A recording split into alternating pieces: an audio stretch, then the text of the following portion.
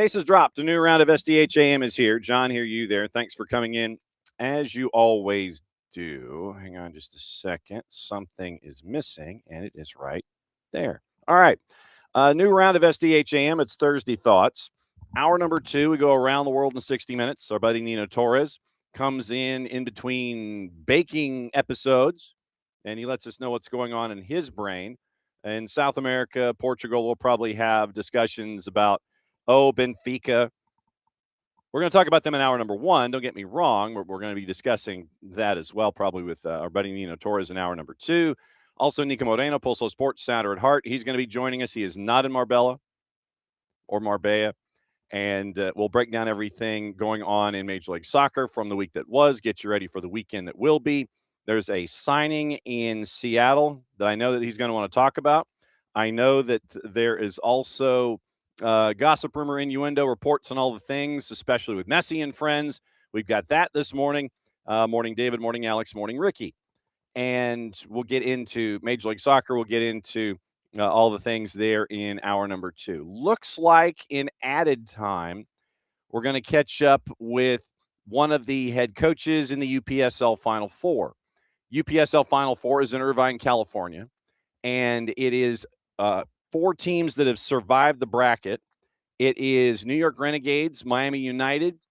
It is our friends out west in Arizona, and it's like Next Level, and I want to get that right. So, yeah, it is Miami United, New York Renegades. They have made their way through, and you've also got the teams going on in Arizona. Like I said, I want to get this right because it's a long title. It's like Next Level Soccer and a Next Level Soccer Premier out of Gilbert, Arizona, and Provo, Utah FC. So Friday in a Championship Stadium in Irvine, California. Next Level Soccer Premier. We should be catching up with them tomorrow. Provo against Provo, Utah FC. Then at 11 o'clock Eastern time, it's Miami United, New York Renegades. New York Renegades, some of them are on a flight. And that's why we had to do this interview when we had to do this interview. Boris Linares, head coach for New York Renegades, he joined us before they hopped on a plane. That looks like that's going to be an added time this morning. We're going to look at the season for the Renegades as they get ready to go from one end of the country to the other. And they're in transit. They probably should be around the Mississippi River right now. And they're going to be taking on Miami United. That is Friday. Championship Sunday in the UPSL, 5 o'clock Eastern, 9 o'clock Eastern. Next Level Soccer Premier, Provo, Utah, against the winner of Miami United, New York Renegades. We're going to try and effort the other 3 coaches, and we'll find out where they are and what their seasons have been like as a part of the education and a Final Four, because the Final Four is always a Final Four. Doesn't matter the division to us. There's always great storylines that are attached. UPSL's in their Final Four, and so we're catching up with them as well because great storylines. And it was a really cool interview catching up with Coach Linares before he was ready to hop on a plane to talk about his roster, the run they've been on. They've won 6 in a row to get to this point. Had a really tough division. They kind of Jimmy Connors fourth-setted their last regular season match. They'd won 6 of the 10 regular season matches. They've run the table ever since.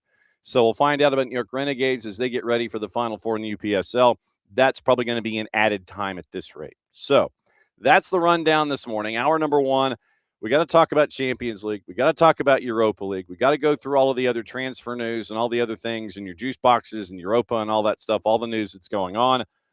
But first, opening kickoff presented by our friends at Black Pitch Coffee and blackpitchcoffee.com.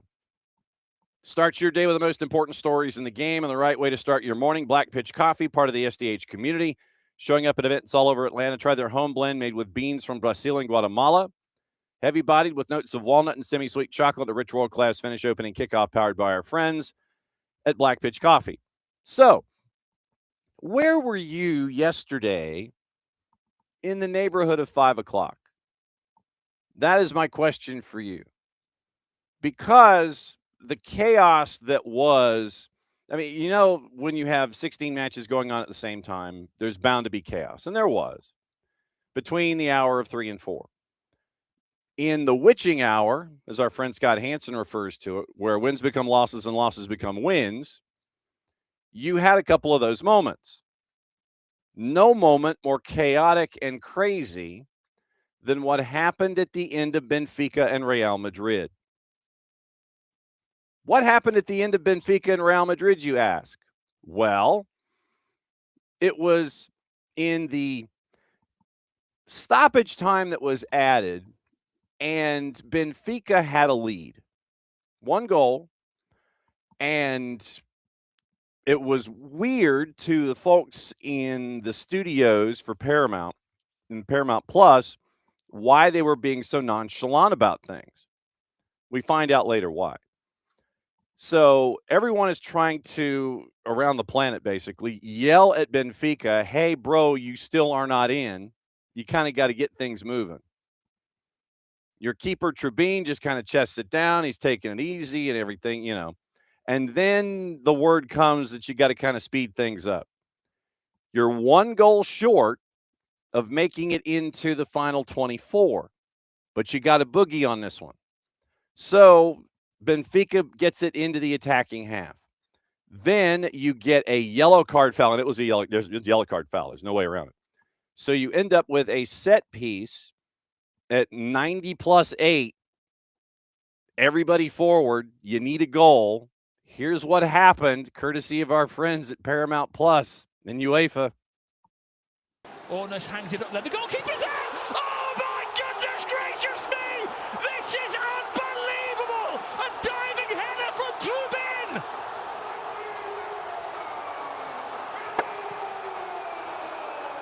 Jose Mourinho is back to haunt his former club! He's achieved some incredible things in his career, but even he hasn't seen anything like this! That goal means that Benfica are going to head into the top 24.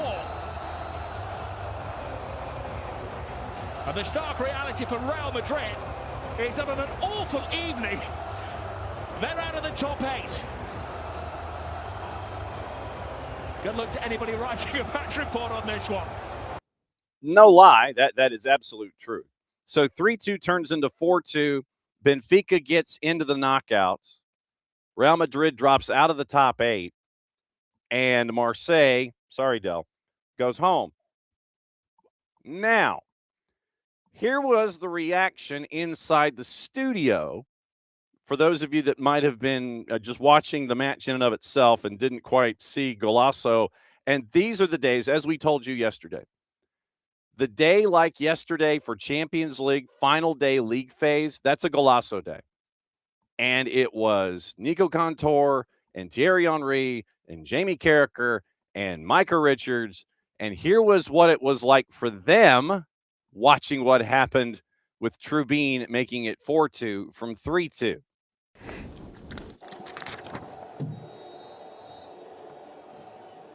Oh, what a ball.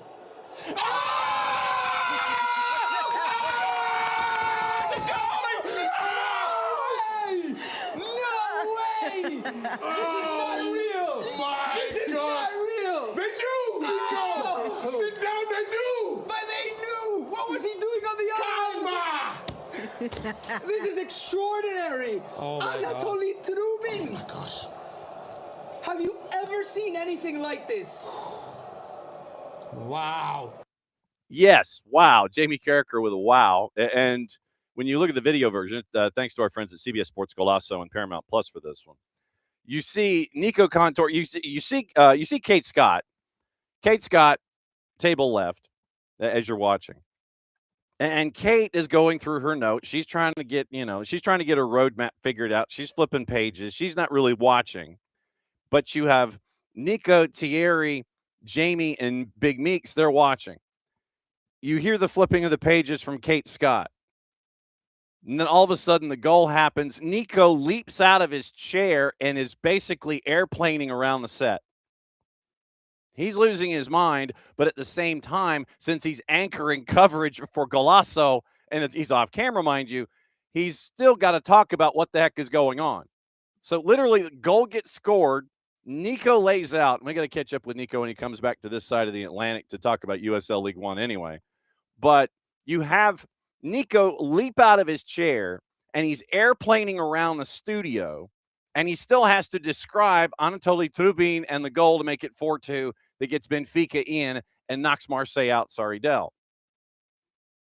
Now, after the match, once again, courtesy of our friends at Paramount Plus, microphone in the face of Jose Mourinho. What in the wide world of sports happened, sir? Here was his answer. He could do it. We knew that he could do it. We were losing in Porto a couple of weeks ago, and in the last minute he went there and he almost scored. So we know that the big guy is capable of this. The quality of the service, of course, is the most important thing. You have to put the ball there. But it's an amazing goal for the guy. When did you know you needed just one goal? When did you look at... When I make the changes, the last changes, Ivanovic and Antonio Silva, I was told is enough. So let's close the door. When I make the changes a few seconds later, they tell me we need one more goal. But I cannot make more changes. So that was the lucky point to get a free kick that allow us to go there with the big guy. Which is what you thought, what you sensed. I'm sorry. The goalkeeper, and everybody knew it too. Everybody thought what Mourinho thought. The ball was hit to the goalkeeper, and we in the studio understood that they needed one more goal. He traps it with his chest to bring it down. That's sign number one of, all right, close up shop, it's good. And something happened. Obviously, somebody gave them the right information. But honestly, I think if they would have been eliminated, that's so embarrassing that they didn't have it right. Once again, tail end with our friend Nico Cantor and Kate Scott there on CBS and Paramount Plus. So, but the thing is, and I'll give a little bit of grace here. At the time, you don't know which feed you're getting. Are you getting the real time feed? Are you 10 seconds late? Are you doing whatever? And you got to kind of, and I would have thought anyway, if you were Benfica, you were probably trying to go pedal down and just try to go after goals anyway. But you get word, and you trust your coaches and you trust your admins in this situation. You trust your production assistants. Hey, by the way, you're good. And so that's when Jose, as he was asked about it, he's like, okay, yeah, we'll close up shop and everything will be fine. Then, but I mean, things happen. And so, if they weren't getting the right information in real time, then you're getting that new information, and then you're like, oh, ish. I needed to make more of an offensive sub instead of a defensive sub. And then you bring in the big guy and you get that was a great service, by the way.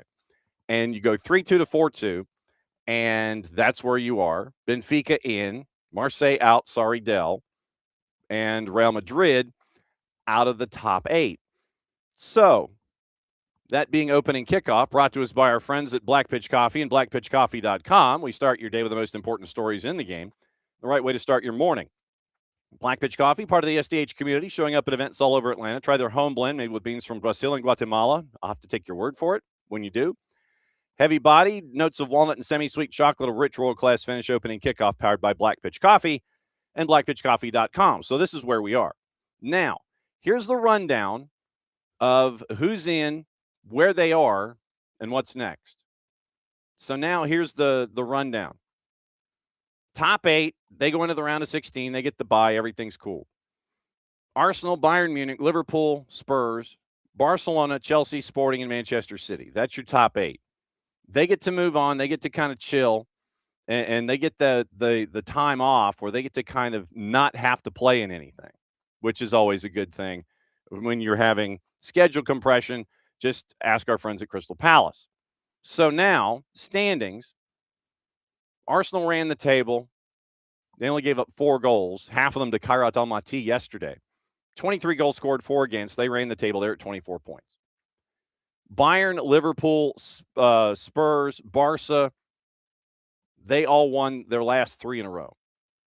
Bayern, 21 points. Liverpool at 18. Spurs at 17. Barca at 16.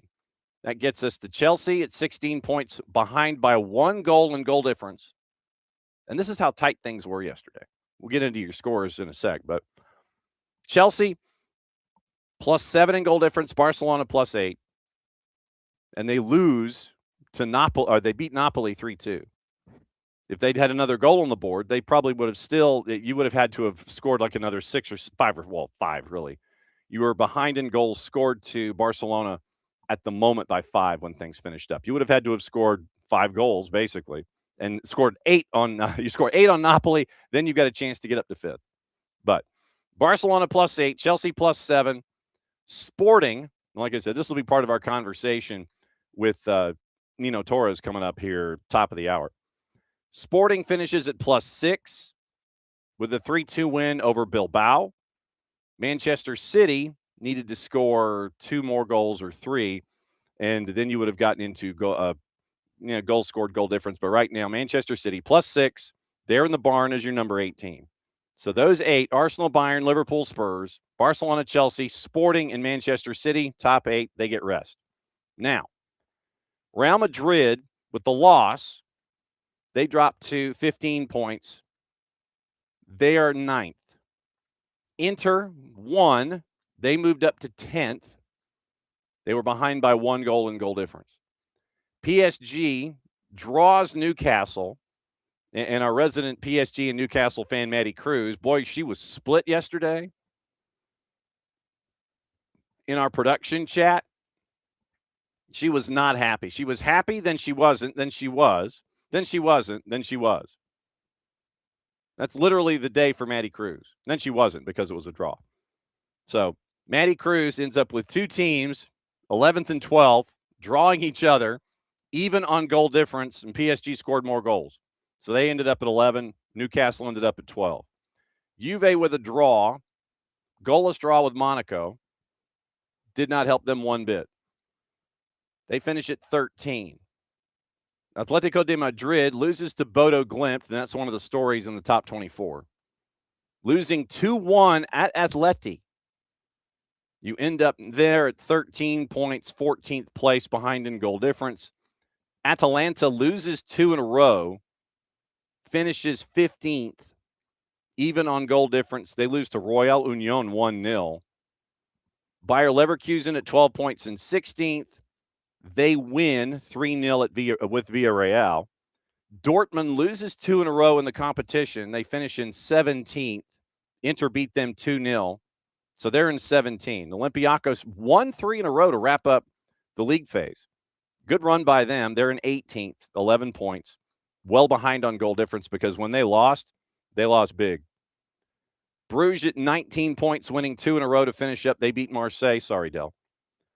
Galatasaray, Mauro Icardi, they lose 3 of 4. After their hot start, they still make it in at 10 points. And they scored less goals than Bruges. That's why they were 20th. Monaco, goalless draw with Juve. They're in 21st. Horrendous goal difference. Karabakh loses 3 of 4. And, all the talk that we had on soccer over there about Liverpool, shoot, play Karabakh all the time. Put 6 on the board there, winning their 6-0. Worst goal difference of the 10-pointers. They finish in 22nd. Bodo Glimt with the win. They get into the knockouts. Good luck playing north of the Arctic Circle. So Bodo Glimt is in, -1 in goal difference. They had 7 points in their last 3 matches. Bodo Glimt at 23. Benfica at 24, winning 3 of 4 on the race in. So that means Marseille at -3 in goal difference. Pafos -3 goals scored. 9 points also for Royal Union, well behind on goal difference. They don't get in. Marseille, Pafos, Royal Union, PSV loses 3 on the last 3 in their grid. So they finish at 8 points. They don't go. Bilbao loses on match day last. They finish 29. Napoli loses 2 of 3 on the way in. They finish in 30th. Copenhagen had a 1-0 lead. Then they didn't. Losing to Barca 4-1, they finish at 8 points. Ajax with 6 points. 2-match win streak snapped. Eintracht Frankfurt loses 4 in a row. Slavia Prague loses 3 in a row. Villarreal and Kairat Almaty, they lost 5 in a row. So now we know what the grid is. We know who's in. We just don't know the what. That's going to happen tomorrow morning at about 5 our time. And here's the deal. Don't ask me why. This is just what they thought. It's not as simple as we'd like for it to be. Beat 2, 3, 4. Because you have the teams grouped and seeded. And it's not just like 9 plays 24. That would be the easiest thing in the world. Not that simple. So you have 9 and 10 go into a group. 23 and 24 go into a pairing. And then they put them in like a, one of those lottery bowls. And then they figure out, okay, the first team we pull is so-and-so, and they'll play the other team. It's a draw. So either Team 9 or Team 10 is going to play either Team 23 or Team 24. It's not as simple as 9 playing 24. 9 or 10 will play 23 or 24. Draw tomorrow morning. So here's what it could look like. Basically, we have to think of 4 scenarios. Real Madrid or Inter. I can't believe I'm having to phrase it this way. Real Madrid or Inter is going to play either Bodo Glimt or Benfica. What we want is 9 playing 24. The easiest thing on the board. You want 9 to play 24. You want Real Madrid to play Benfica, but no, it has to be a weighted draw. Give the people what they want. Seriously, just do that. Give the people what they want. Give your pullback. Give the Kazuchika Okada pullback shot. Give the people what they want. No, we can't do that. It's got to be a weighted draw. So Real Madrid or Inter is going to play either Bodo Glimt or Benfica. Just give me Real Madrid and Benfica. Give me the frozen envelope. Talk to the folks at the NBA. Talk to the folks at the National Hockey League. Just talk to them about how they do the frozen envelope routine. Weigh them down. Put extra weight mass into the ones that the matchup that should be. Do something like that. Weighted draw. Real Madrid or Inter against Bodo Glimt or Benfica. PSG or Newcastle against Monaco or Karabakh. PSG and Monaco, they play each other in League. That one doesn't really have a whole lot of mess attached to it. Juve or Atletico de Madrid. Let's see, did I get that right? Yes. So it is Juve and Atletico de Madrid. Am I right? Wait a second. Hang on. Let's see. Monaco, Karabakh. So 2-4. So the third matchup. Yeah. Juve and Atleti. Bruges and Galatasaray. There we go. So Juve or Atleti against Bruges or Galatasaray. And then and the intrigue being Galatasaray being interested in Thiago Almada, if you want to add storyline to that. No update on that yet. And then you have Atalanta or Bayer Leverkusen against Dortmund or Olympiacos. And you can play teams in your same league in this go-round.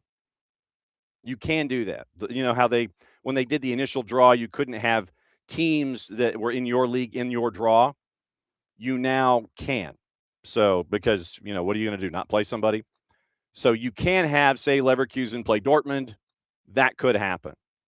So you have your either ors all laid out, and that's how it is for Friday morning. I think it's like 5 o'clock, 5 or 6 o'clock in the morning, and we'll have those results for you tomorrow. We'll lay it all out for you in the A block as we get you ready for Atlanta United and Lexington. Remember that kickoff 1 o'clock tomorrow. Pre-game, I think about 12:45 at atlutd.com/live. Mike and Jason will have the call for you there. So the either ors will be decided, but look, just give me the rematch. In this format, we're going to seed and then we're going to draw. Just make it 9 play 24, 10 play 23. Just do that. I don't want all of the intrigue of the weird stuff. Give me the matchup that we want. Give the people what they want. Give me Real Madrid Benfica rematch.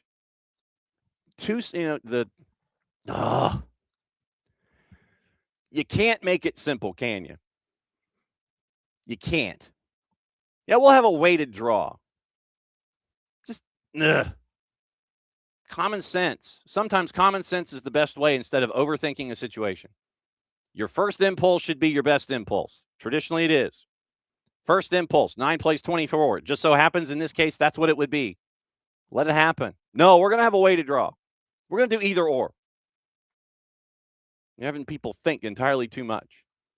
Just go 9. Just instead of doing all of the machinations of here's how we did it, and here's people spinning their hands in, and here's how they're going to pull out the money ball that's attached to a particular team. Just add more musical numbers. Just add more musical numbers to the whole process. Bring in Gallagher or something. Just let 9 play 24. Nope, we're going to have a draw, either or. But anyway, 5 or 6 o'clock. I think it's 5 o'clock tomorrow morning is when we're going to have our answers. Just give me 9 and 24. Just give me the rematch for the two-legged thing. Come on. It's not that hard. So anyway, that's your rundown. Your either or's draw is tomorrow morning at 5.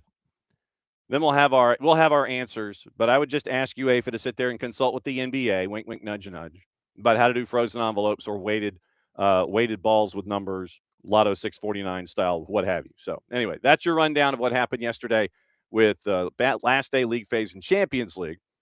That gets us to today. And you're going to have, I imagine you're going to have Golasso today when it comes to anything and everything that is involving Europa League. Europa League, they are in their last day of league phase. And you have your ton of matches here too. And they're all at 3 o'clock. 3, 6, 9, 12, 15, 18 matches. 18 matches at 3 o'clock. We'll go over juice boxes here, then we'll go over scenarios and let you know what's going on here. So you just set up Golasso. Don't, unless you've got like the thing with your cable company where you can sit there and watch either 4 or 8 or whatever, just go Golasso on this one too. All of them at 3 o'clock. Villa favored hosting Salzburg at a minus 244. Salzburg a plus 547. Basel hosting Victoria Pilsen at a plus 110. Victoria Pilsen a plus 218. Real Betis, big favorite at home against Feyenoord at a minus 161. Feyenoord a plus 370. Celtic and Utrecht. Jarrett Smith might be keeping an eye on this one. Celtic at a minus 227. Utrecht a plus 548. Red Star and Celta de Vigo. Red Star favored at home at a plus 127. Celta de Vigo at a plus 195. Porto, minus 435, hosting Rangers, who are north of plus 1,000. FCSB hosting Fenerbahce. Fenerbahce, big favorite on the road at a minus 175. FCSB a plus 438. Go Ahead Eagles, big underdog at home against Braga. Braga a minus 147. Go Ahead Eagles a plus 378. Genk, big favorite at home against Malmo at a minus 333. Malmo a plus 815. Lille hosting Freiburg at a plus 100, even money. Freiburg a plus 269. Ludogorets minus 128 hosting Nice at a minus 128. Nice a plus 313. Lyon plus 124 hosting PAOK at a plus 212. Maccabi Tel Aviv hosting Bologna. Matchup is at the TSC Arena. Maccabi Tel Aviv a plus 761. Bologna minus 294. Midtjylland a minus 115 hosting Dinamo Zagreb at a plus 305. Nottingham Forest at a minus 189. We do have Forest reports coming up here in a bit. Forest a minus 189. Ferencváros and our friend Stephen Glass and Robbie Keane on the road at a plus 534. Panathinaikos a plus 438 hosting Roma at a minus 149. Sturm Graz a dog at home at a plus 188 in the composite, courtesy of our friends at Odds Portal. Braun a plus 146. Stuttgart a minus 526 hosting Young Boys, who are almost a plus 1,200. Now, standings coming into today. Once again, same setup. 1 through 8, 9 through 24, 25 through 36 go home.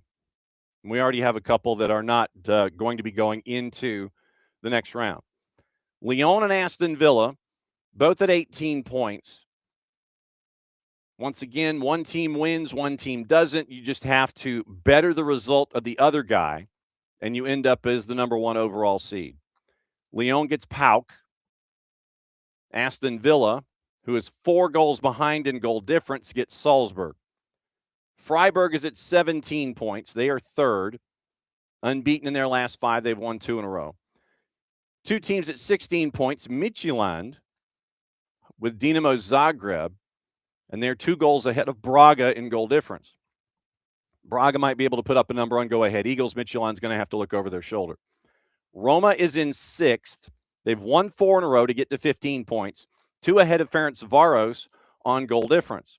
So if Ferencváros gets any kind of a result, in theory, they should be top 8 because there's a little bit of spacing and they have superior goal difference heading down to teams that are with 12 points.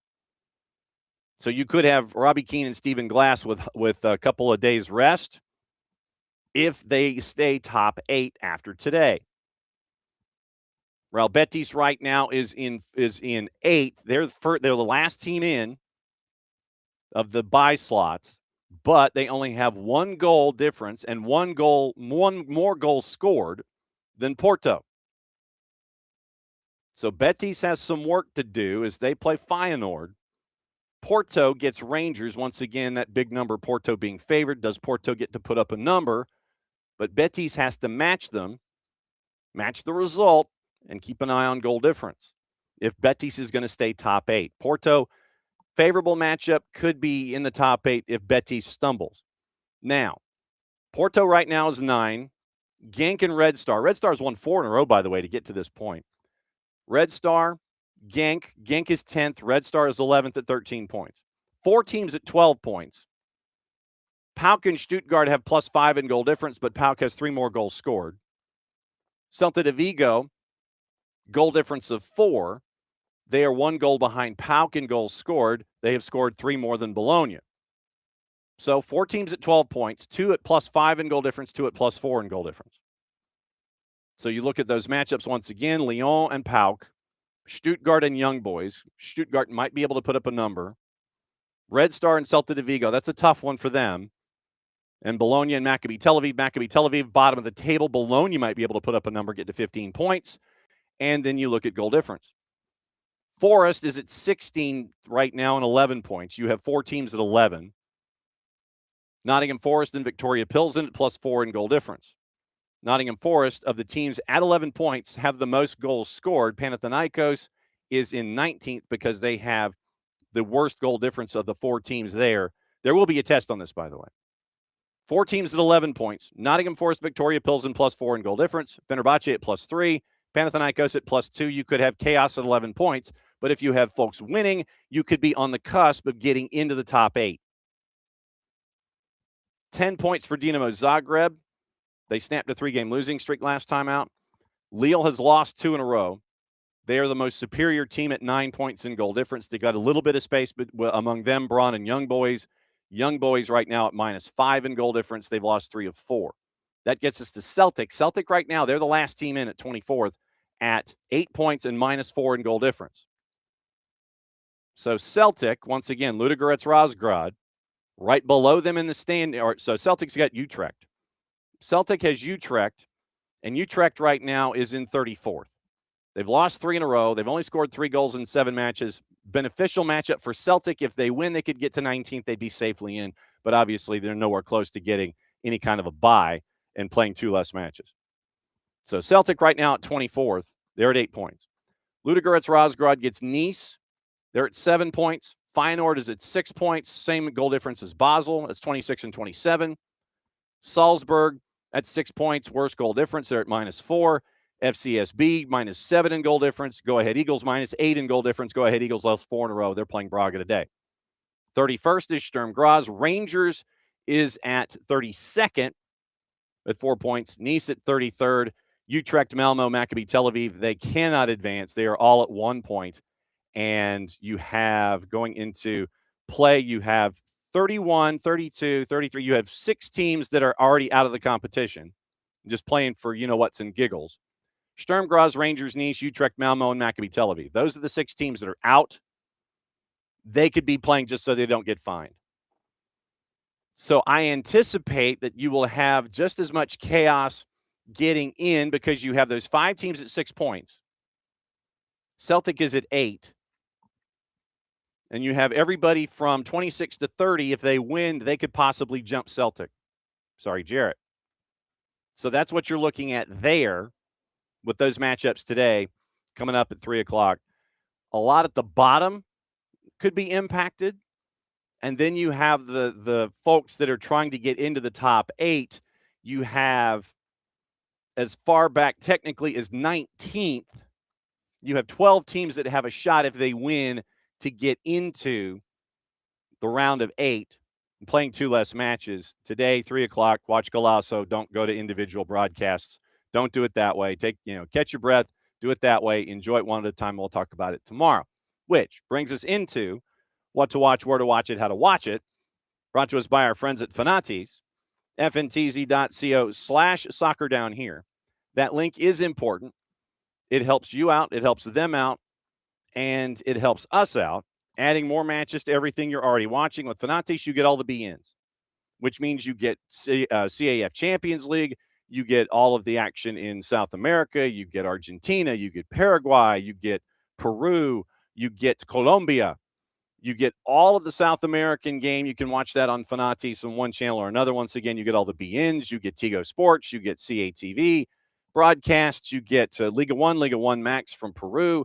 TVV, TIC out of Argentina, CDO2, all of them. At Fanatis at fntz.co/soccer down here. More leagues across South America all in one place. One subscription, one home, fntz.co/soccer down here. Now, what to watch? Obviously, league phase in Europa. CBS Sports Networks is broadcasting Villa and Salzburg at 3 o'clock. Fox Deportes, Fox ONE, and their .com have the league that we neither condone, endorse, nor promote. Paramount, once again, all the matches, 3 o'clock, all 16 of them. And then on DAZN USA, Coppa Italia Femminile, Fiorentina, and Milan is at noon. So today is everything Europa League. That's what you're staring at. 3 o'clock, get you ready after what happened yesterday. Will it match today? Will today match what happened yesterday?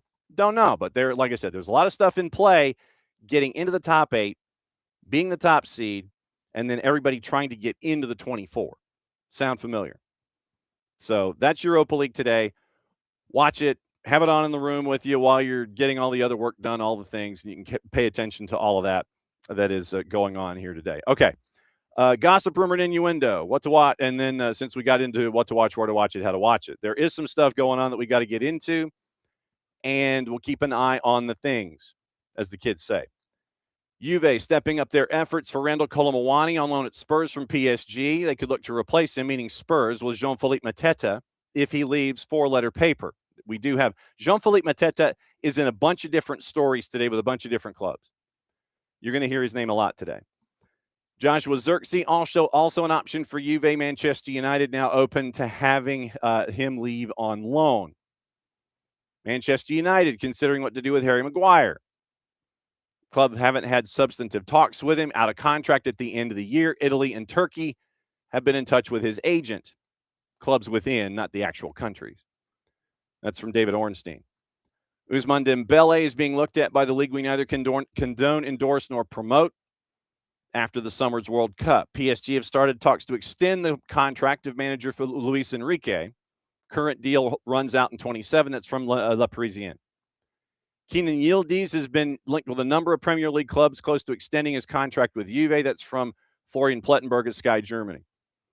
Atletico de Madrid want to sign Leon Goretzka, who's out of contract at Bayern Munich in the summer, considering the offer. Fiorentina have contacted West Ham about Kyle Walker-Peters and Sungutu Mangasa. That's from Gazzetta dello Sport. Jesse Lingard in talks with English and Italian clubs. The Manchester United defender, free agent after leaving FC Seoul in December. River Plate have agreed to a deal to sign Chelsea and Ecuadorian attacking midfielder Kendry Paez. Spent the first half of the season on loan at Strasbourg. That's from Fabrizio Romano. AC Milan on the lookout for a defender. Could get Radu Dragusin from Spurs. Also of interest to Roma and Napoli. Norwich City submitted a bid worth €8 million, £7 million, including add-ons for Bodo Glimt striker Kasper Hogue. Once again, Celtic are interested because, once again, he scored in the Norwegian side's 2-1 win over Atletico de Madrid Wednesday night to qualify for the knockouts. That's from Fabrizio Romano. So keep an eye out. Bodo Glimt, Kasper Hogue, Norwich, Celtic. Ipswich looking at Joel Pirro, and he's also wanted by FC Twente, Paris FC, and Celtic. Now, Ipswich, we have to keep an eye on this. We mentioned Sam Surridge leaving Nashville to go to Wolves, and Jurgen Strand-Larsen's name is coming up a couple times here today. So now Ipswich weighing up a move to bring in Sam Surridge.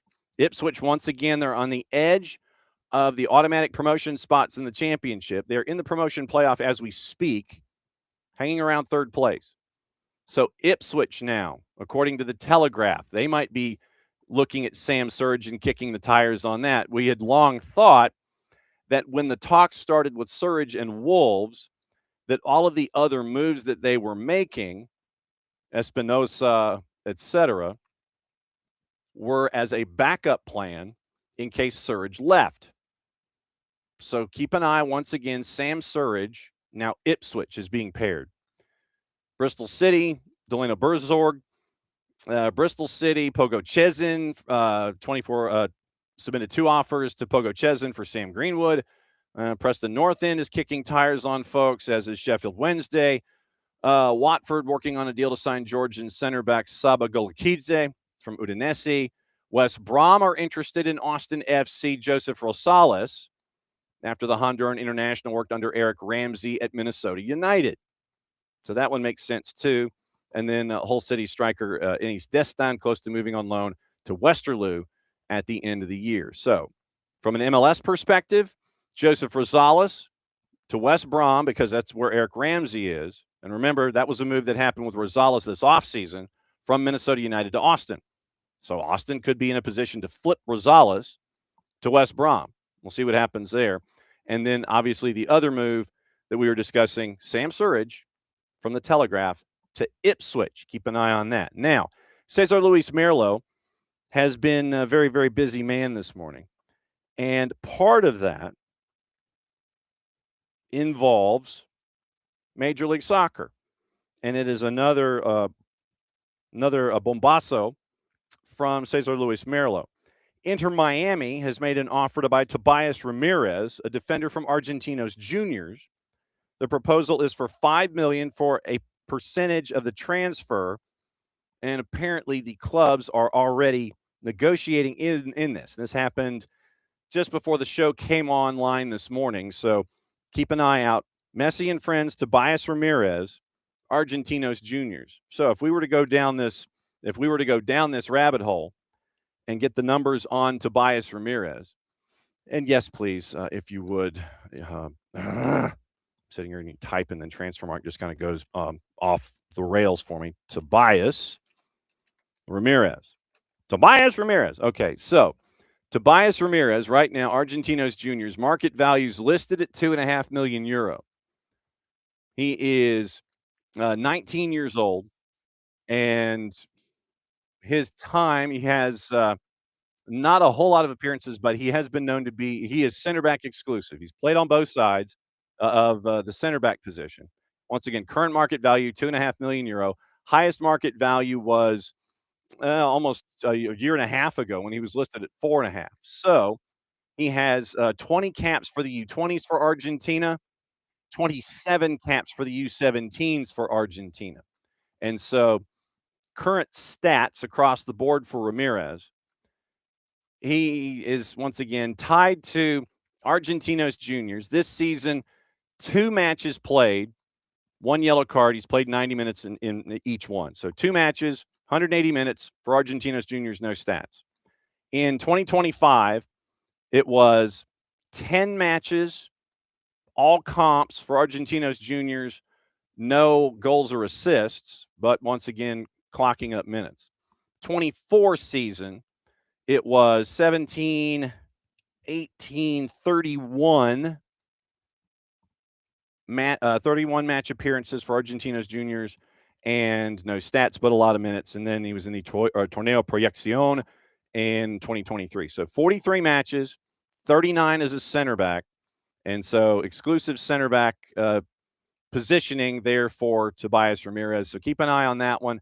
5 million percentage of the pass, and Messi and friends keeping an eye out for that one. Now, let's get into all of the other more up-to-date European stuff, plus the MLSian material before Nino Torres joins us once again, top of the hour. Now, we mentioned Nottingham Forest.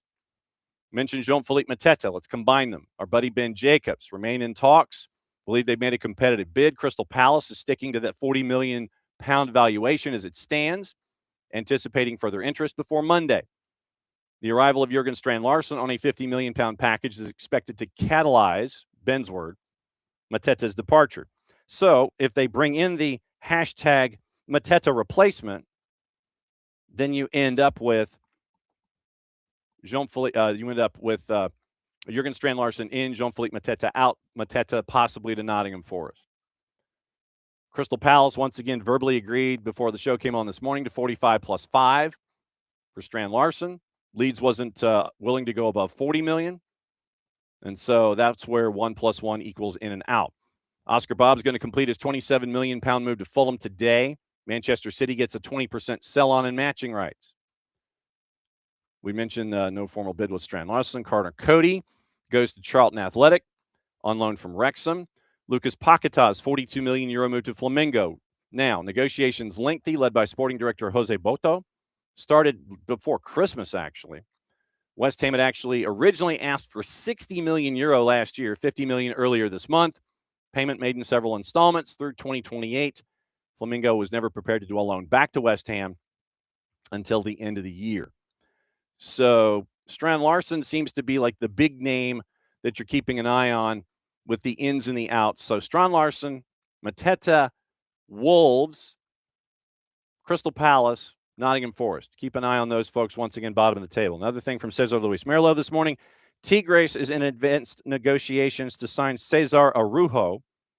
You remember him from the purple team.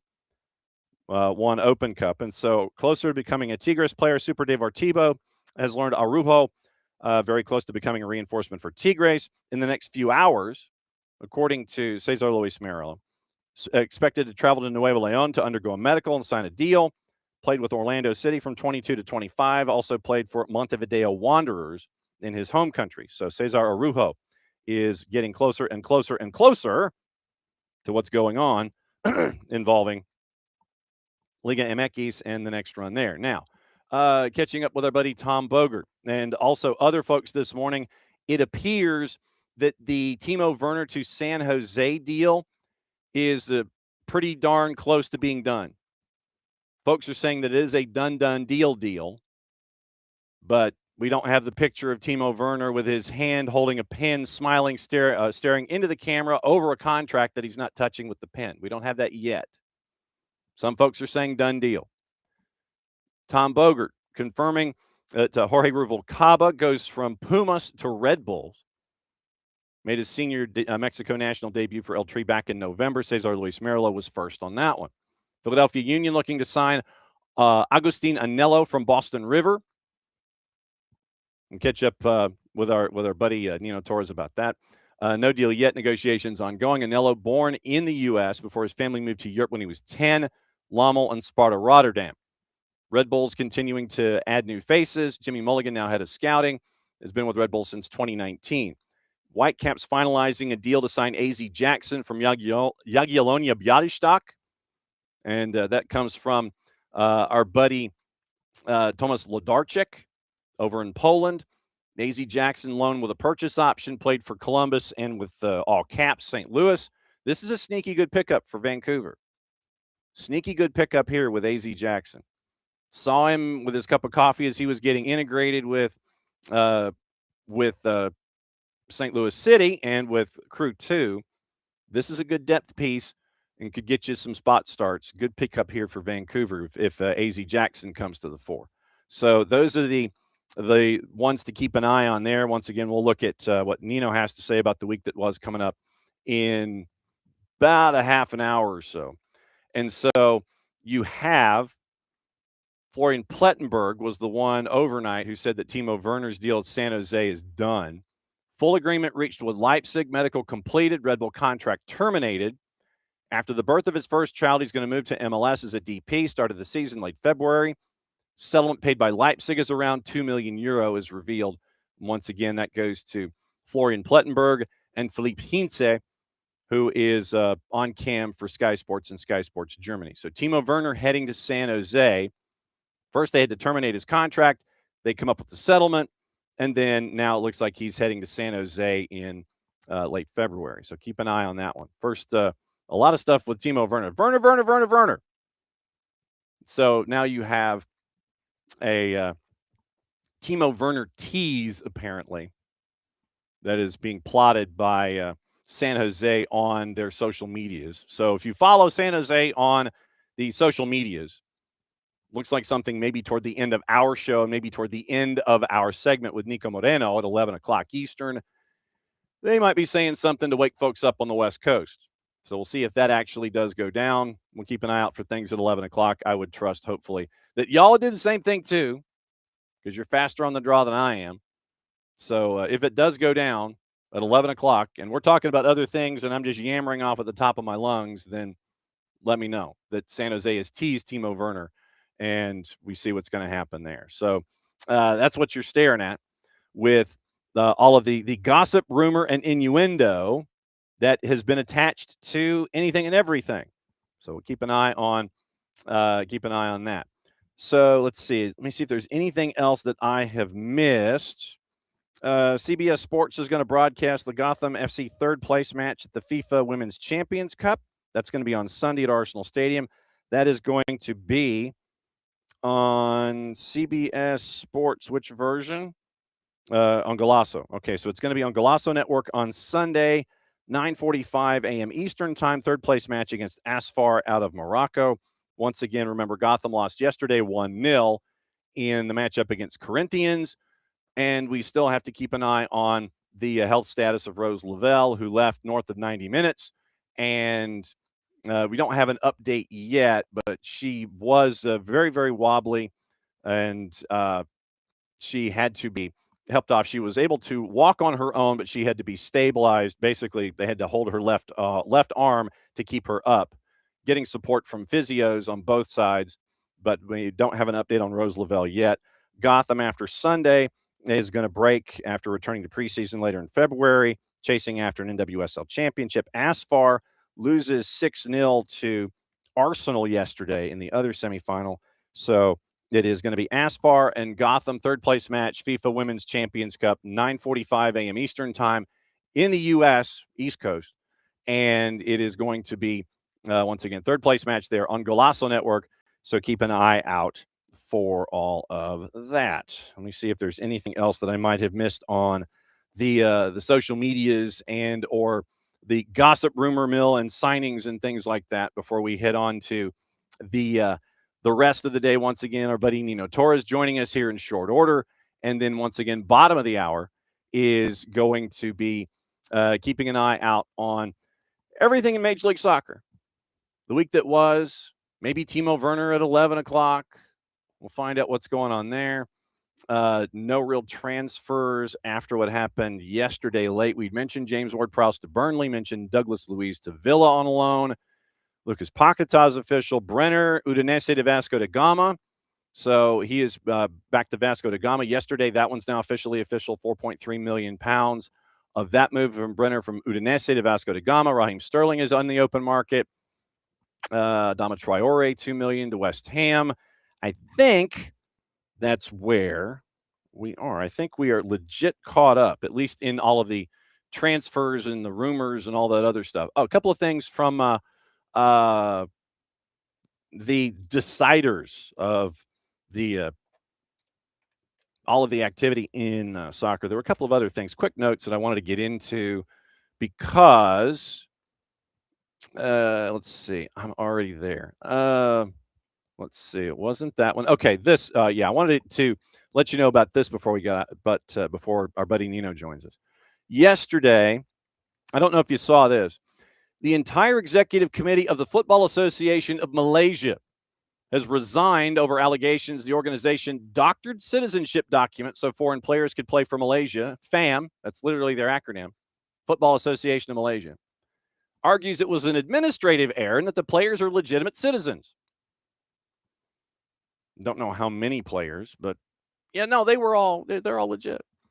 Specifically, FIFA's accusing FAM That just seems that's like them trying to be all hip and cool. It's like, hey, fam, FIFA's accusing FAM of tampering with 7 foreign-born players' citizenship documents so they could qualify for Malaysia under the, quote, grandfather rule, end quote.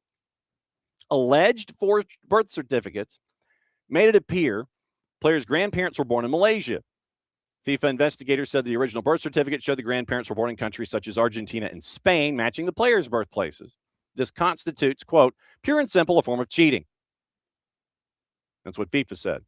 3 matches overturned to 3-0 defeat, 7 players fined and suspended, fined 350,000 Swiss francs. FAM appealed. FAM appealed to CAS. CAS temporarily lifted the players' suspensions while it reviews the case, expected to give a final verdict in late February. La Liga has taken legal action against its players over the 15-second stoppage that took place on match day 9 in protest of the league's plans to move the match between Villarreal and Barca to Miami in December. They filed a court case to determine whether the stoppage violated labor laws, though the Spanish Footballers Union claims it was a peaceful and symbolic form of protest, which is what I thought it was. Players claim the decision to move the match abroad was made without proper consultation with the union. 15-second protest, one of the factors that led to the cancellation of the match. Javier Tebas said he felt cancellation meant that Spanish football lost an opportunity. And said critics of the Miami game who cited tradition had, quote, a narrow-minded and provincial perspective. Tebas claimed the matches were stopped under the guise of freedom of expression and the rights of this kind are requested 5 days. So, okay. All right, let me bring in Nino because I've got to clear this up. So, all right. So, is there any construction going on outside? No. Okay. Are the police outside? That I can guarantee. Okay. All right. So, let's keep the Sûreté away from us for another minute here. There's this story about La Liga and taking legal action against their own players. So, Javier Tebas claims that matches were stopped under the guise of freedom of expression and that rights of this kind are requested 5 days in advance. Our footballers union should roll out the red carpet for La Liga every time they see us because 70% of what we sell in rights goes to their salary. So Javier Tebas apparently is claiming freedom of expression. The league needs 5 days notice for you to be free to express yourself, apparently. What's going on? Why are the people so crazy, man? Why you gotta take it on the soccer? Don't take it on soccer. Don't take it on the players. Take it on something else. You got 15 more brutal problems going on in your country, other than just take on the players, man. Let the players be. Let the Liga be. I mean, why is everybody going after the money? You know why they're going after the money, right? But just let the sport be the sport, man. Just let the sport be the sport. I mean, it's not like the players are not getting paid. If the players are not getting paid, okay, that's a different story. They're getting paid. They're getting paid big bucks. So what's the point in here? What's the point? I don't know. He's hot because they didn't get the match in Miami and the players protested. Jesus. Oh. We got it here. We got the game here in Inter Miami came here to Lima, so they can play here if they want to. They got come on, man. You got the Monumental, 80,000 people. It's the most beautiful city in South America. So bring it to Lima, and everybody will be happy. Just take a trip, man, and we'll be fine. Oh, by the way, yellow for going fully loaded on Thursday. Yes, sir. Yellow. Soccer Dog here, fans. Gorgeous day, no construction around, and that's the most beautiful thing, man, that is happening here so far. Because the thing is, this is what's happening, Johnny. This is why there's a lot of construction. They're dropping the gas lines. We're gonna get gas to all the neighborhoods here, so they're just line all the pipes here, breaking the ground, and yeah. So I think we'll find here in my neighborhood around this like 10 blocks around this, like around 10 blocks that they've been working on. So hopefully they're done and they're moving far away from here. Yes, exactly. We need them to move far away from here. Okay, I have your topics, and I'm looking at them for the first time, as always. And I figured one of the topics that we talked about in hour number 1 would be your lead here in hour number 2. And I feel like you should be singing this one. Benfica took the midnight train going anywhere. Yes. Don't stop believing, baby. Don't you dare stop believing. I mean, if the referee hasn't blown the whistle yet, you get a chance. You get a chance. Episode number 15,073, where all the odds are against you, and you come up and say the day and do you know what was beautiful about the play? Jose Mourinho telling Anatoly, go, you go up there, coach, you just go, man, go. And he went there. The cross was perfect. It was just perfect from Ragnar, man. You know that's why I call him Ragnar, because he's a true Viking, man. You know, Auschwitz is probably the most reliable player for Benfica in the past 5 years, playing with 7 different positions, and getting the chance to send this assist to Anatoly Trubin and to take down Real Madrid, man. Take down Real Madrid. That makes it even better. You know, even better. Former team from Mourinho. His birthday was a couple of days ago, and everything checks out perfectly and beautifully and magically for Benfica. I honestly, I didn't have any reason to believe that Benfica was going to take down Real Madrid. And forgive me, Benfiquistas, forgive me, please, for doubting your team and your coach and your players. Yes. And, you're talking about getting to the big guy. The big guy gets the score, and it goes 3-2, 4-2, and it's just chaos and personified. And it was a great day looking at the tail end of the witching hour for Champions League yesterday. And and I was talking about how they're going to decide the knockouts. And instead of it just being, 9 plays 24, we can't do that. 9 and 10 get grouped, 23 and 24 get grouped. And so you could just have something that you don't want. If it was 9 and 24, you get your rematch immediately. Right? That would be nice. No, we can't have. We can't have. Do that. No. Who that was? Oh, Benfica and from there. It's not gonna happen. We're not gonna make it happen again. But again, to the point of the actual competition, of the actual format of this Champions League, I think it's more exciting, man. John, I mean, we're catching on. You got situations like this that you didn't have before. All the comebacks, the shockers, the upsets coming in the knockout stage, in the group stage in the Champions League. And now under this format, you got the opportunity, you got the chances to watch miracles like the one that happened yesterday. And Bodo Glimt also getting their last 2 matches and coming in at 22. So that was 23. So Bodo Glimt is in, knocking off Atleti, having 2 big wins back to back. They're in. Benfica's in. Karabag is in at 22. And so that's the fun there. Topic number 2.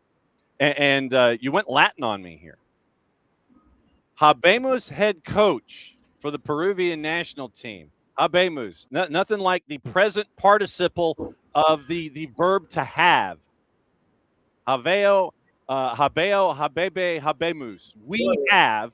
We are having. If I'm conjugating properly Latin here, we are having a head coach for the Peruvian national team. If I remember my participles correctly, sir. Nicely done with the Latin, by the way. Nice. So yeah, it's been how long has it been? Since August. I think August is the last time we had a head coach for the national team. Of course, there was an interim coach. Everybody was saying, no, he's going to stay. No, Gian Ferrari, Manuel Barreto, because they're Universitario de Deportes, former president and technical director. They're doing whatever they want. And when are we gonna get our coach? We want this coach. No, you want that coach. How the Chilean and Gian Ferrari? He managed. This is remarkable, Johnny, because nobody had that name. We were talking about Gustavo Alvarez from Universidad de Chile. We're talking about Gustavo Quintero from Independiente. And different names, and then he came up with this. Mano Menezes,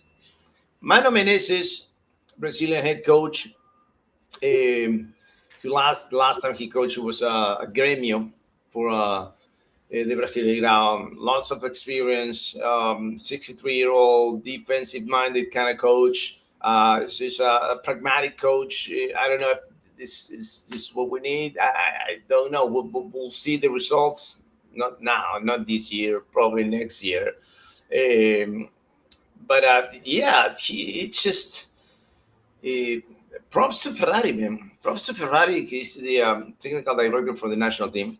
To keep the name, under 7 locks, man. I think he was talking underwater with people about this guy because nobody heard it. Nobody heard a single thing about Manu Menezes. And he came. By the way, he's here already.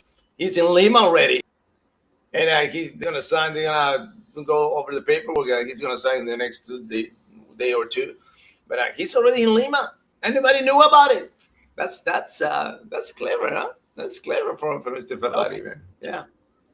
Okay, so then I'm looking at his resume, and it's like 9 pages long from all the different. I know. So he played at Guarani as a center back. He retired in '91, so he was 29 at the time. Since then, first coaching gig was in 1993, so he's 31 years old. So since 1993, and here's his rundown: Guarani's U20s, Guarani once, Guarani twice, Internacional's U17s, Internacional's U20s, back to Guarani, Brasil de Pelotas, back to Guarani, Irati, 15 de Novembro, Caxias, Grêmio, Corinthians, Brazil from 2010 to 2012, the U23s in 2012, Flamengo, Corinthians, Cruzeiro, Shandong Luneng, Cruzeiro, Palmeiras, Bahia, Al Nassr, Internacional, Corinthians, Fluminense, Grêmio. Dude. Yeah, that's a lot. That is a lot of clubs right there. A lot of 27 back and forth. It's 27 clubs. It's a lot, man. It's a lot. So that's why I'm not that excited because when you go over that many clubs, where's the tenure on this club? So I don't think he spent 5 years on each club, right? Otherwise, he'll be 100 years old now. So he had 3 at Guarani in his first gig. He had 1+ at Caxias, 2 at Grêmio, 2 at Corinthians, 2 at Brazil, 3 with Cruzeiro, and then a year plus at Internacional, a year plus at Corinthians, a year plus at Fluminense, and then he went to Grêmio. So his longest gig was at Cruzeiro from 16 to 19. That's his only 3-year gig short of Guarani when he first started with. The only one, yeah. That's the part that I'm not that. But we'll see. We'll see. It's they already signed him. I just hope that on the. I don't like that part that he's not staying for a long time in their jobs, but what I do like is this is a guy that is not intoxicated by the Peruvian soccer atmosphere right now. I think we need someone like that he doesn't buy about this soap opera here, this telenovela over here, the drama with this player, why he represents this and why he represents that. No, he's gonna come up here. He's already here, and he's gonna take decisions that somebody that is not intoxicated with the current atmosphere here, we won't take. If somebody from the inner circle, or from the Peruvian soccer atmosphere here, I think they would not take the decisions that he's going to take. That's my point. So that's the part that I like. So he's going to take decisions flat out based on his view without getting any sayings from anyone else. Is anybody in Peru hot over the fact that you're bringing someone from Brazil over to coach the Peruvian national team? No, we're happy with the Brazilians here. We're happy, and the teams that actually the except Pepe in 1989 was a disaster. We didn't win a single game in that qualifier. Every time that Peru had a Brazilian head coach, we did good. So that's the part that everybody is. Oh, okay, so Brazilian guy, we might do good. We did good in 1982. We did good in what was that? In the 60s, we did good also under Paulo Torre. So yeah, we can as long as it's not there's one country we're not happy if that happened, right? If they would bring a Chilean head coach, that might be controversial. Okay. But everyone else, All right, you're cool. is All right, you're cool. Yeah. All right, we're only 2 matches in, but you say when Nino Damas was wrong, River Plate edition. You're only 2 matches in. I mean, River Plate's 2-0. I know, but I see something. I see something that is changing now. Something. This is. I gotta take this. I gotta props for Gallardo here because he's a knucklehead, right? He's a knucklehead kind of coach. There are a lot of knucklehead coaches out there. Right He's now. a knucklehead. Right. I think that's the most common the most common ground for all coaches. But anyway, but he's adapting. Okay. He's adapting to what he has, right? And now that he's getting opportunities to the kids, he's instead of getting all these 35, 36, 30, whatever years old that he was bringing in the past couple of years, he is dropping down the age and getting up the quality of the team. And on top of all these youngsters, they just get a new signing too, Johnny. Just happened today. It was clear today. Kendry Páez, the Ecuadorian, the mighty Ecuadorian, who, by the way, he's a party guy. Uh-oh. That's the thing. That's the thing that I don't know, man. That's the thing that I'm not that sold on that kid. He's super talented, right?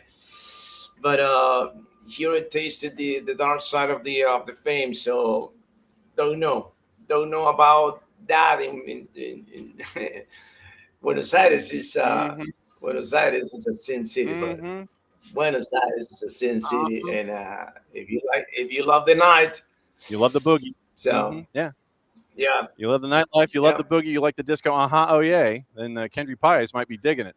Just so folks know, they just started the Apertura. They're in the second match week. It is 2 groups of 15, and you got more matches. And I give the LPF credit. You get games like at 3:00 in the afternoon, and you have one at 3, you'll have one at 5:15, you'll have one at 7:30. So I mean, literally at Fanatis, you can watch them all day long. And then you end up the top 8 in each group advance, and then they have more playoffs, and it's more confusing. But right now, River Plate, they're 2-0, and they have not given up a goal so far. They have beaten Gimnasia, and they've beaten Barraca Central, and their next matchup is coming up on the 2nd when River Plate takes on Rosario Central. And there you go. So it's beating Barraca. Is that away? Yes, it is at Rosario Central on the 2nd. So that is where that one is. That's match number 3 for them. Also on the board, sir, you had it's almost like a combo plate item here. TV rights in Peru. Soap opera is over. Everybody wins. Oh, do they? Yes. Finally, everything was settled with the TV rights. And of course, it hasn't been settled yet with the teams. They still own money to 3-4 teams. Those guys from Once Noventa. So it's not like everybody wins. I forgot about the quotation signs in there, Johnny. I'm sorry. Right, because I don't know if everybody's winning. But anyway, so Movistar is the biggest provider here, cable provider in Peru with over 1 million subscribers. In what is this? The shutdown Gold Peru, the shutdown Gold TV. So it was a free spot on the grill, right? Oh, hold on a second. That 714 belongs to, yeah, they're not there anymore. They're not there. Oh, you want to come over here? You want to merge? So, yeah, we can do that. All right, you cool? I'm cool. You cool? All right, fine. Boom. Now, Liga Uno is going to be in Movistar. So all these subscribers for Movistar don't have to pay an extra because that spot was free. So this just going to slide in. And but the other providers, they're paying the extra money. So it's not like everybody's happy because I'm paying extra. Why you're not paying extra? So I don't know where's that gonna go down the road. But for now, tomorrow at 1 o'clock, Alianza Lima Sport Huancayo is gonna be on every single TV that carries Movistar in Peru. So And yeah, that's where it's gonna go. And La U is gonna be broadcasting on Sunday for the first time under a different broadcaster than it was before. And let's see. So, yeah, Alianza Lima favored on the road at Sport Huancayo. Cajamarca favored hosting Grau. Then on Saturday, it is Sport Boys favored hosting Los Chancas. Our man JP the second, they are favored at home against Cajamarca. Melgar, big favorite against Cienciano. Then you got on the first, it is Sporting Cristal on the road, even money favorite at Garcilaso. Alianza ATL at home, favorite against Cusco. Some team, Universidad de Deportes, I don't know if you know them. They are a big favorite at home against Tarma. And then Comerciantes Unidos favored at home, 3 o'clock on the second against Moquegua, who is a plus 229. We welcome them to the Apertura that's going on in Peru. So what are we expecting this here in Peru with Liga Uno? That Moquegua team, they're pretty good, man. They're pretty good. That Moquegua team, they've been supported, but there's a mining company behind them, so they got a few bucks in their pockets, just a few. Peru is one of the biggest producers of gold in the planet, so they might have a couple of bucks to spare for this team, And but not only that, they got a good coach, they got a good system, and they qualified in the Peruvian second division, and with almost an impeccable record. So I'm pretty excited to see this team in the Liga Uno this year. And now candidates, number one candidate for number 4 title in a row. It's Universitario. It is Universitario Deportes, ladies and gentlemen, because I got two things here. The coach, the head coach that they brought in, Javier Rabanal, he came from Independiente del Valle. He won the championship with Independiente del Valle last season. But you know what the first thing that he did in the Noche Crema, in the presentation? What? Everybody was talking about the new signings because he got El Sugaray, we got new players, like 5 different players that came in. He put on the pitch the same team that finished the Clausura last year, and he put that the message was clear, but he also said he also put it into words. This is the tri-champions, all right. This is the team that won 3 years in a row. If you want to get a spot in the 11, you gotta fight for your life because you're not gonna take any spot for granted here. All right, everybody who came here, who signed for this team this year, they're gonna have to fight to get that spot because these guys that you see on the pitch, this 11, they won the title 3 years in a row. So go ahead and take the spot from them if you can. So that was his message. Of course, in the end of minute 75 or 80, he dropped a few names on the pitch, but the message is clear: the champions are going after the number 4 in a row, and they got 2-3 players per position. They got a new coach that understands the value. They understands the what it is to coach Universitario Deportes, and he said this. I came here to win. I don't care if we win ugly, beauty, or I don't care. I only care to win. All right. And also, he said about the players, and he understands the culture of University of Portugal. He's not a flashy guy. He's not we're gonna have parties. We're gonna celebrate. We're gonna no. I'm getting here. I'm just focused. Blue collar guy, with suits on it, and ready to get his hands dirty on this team because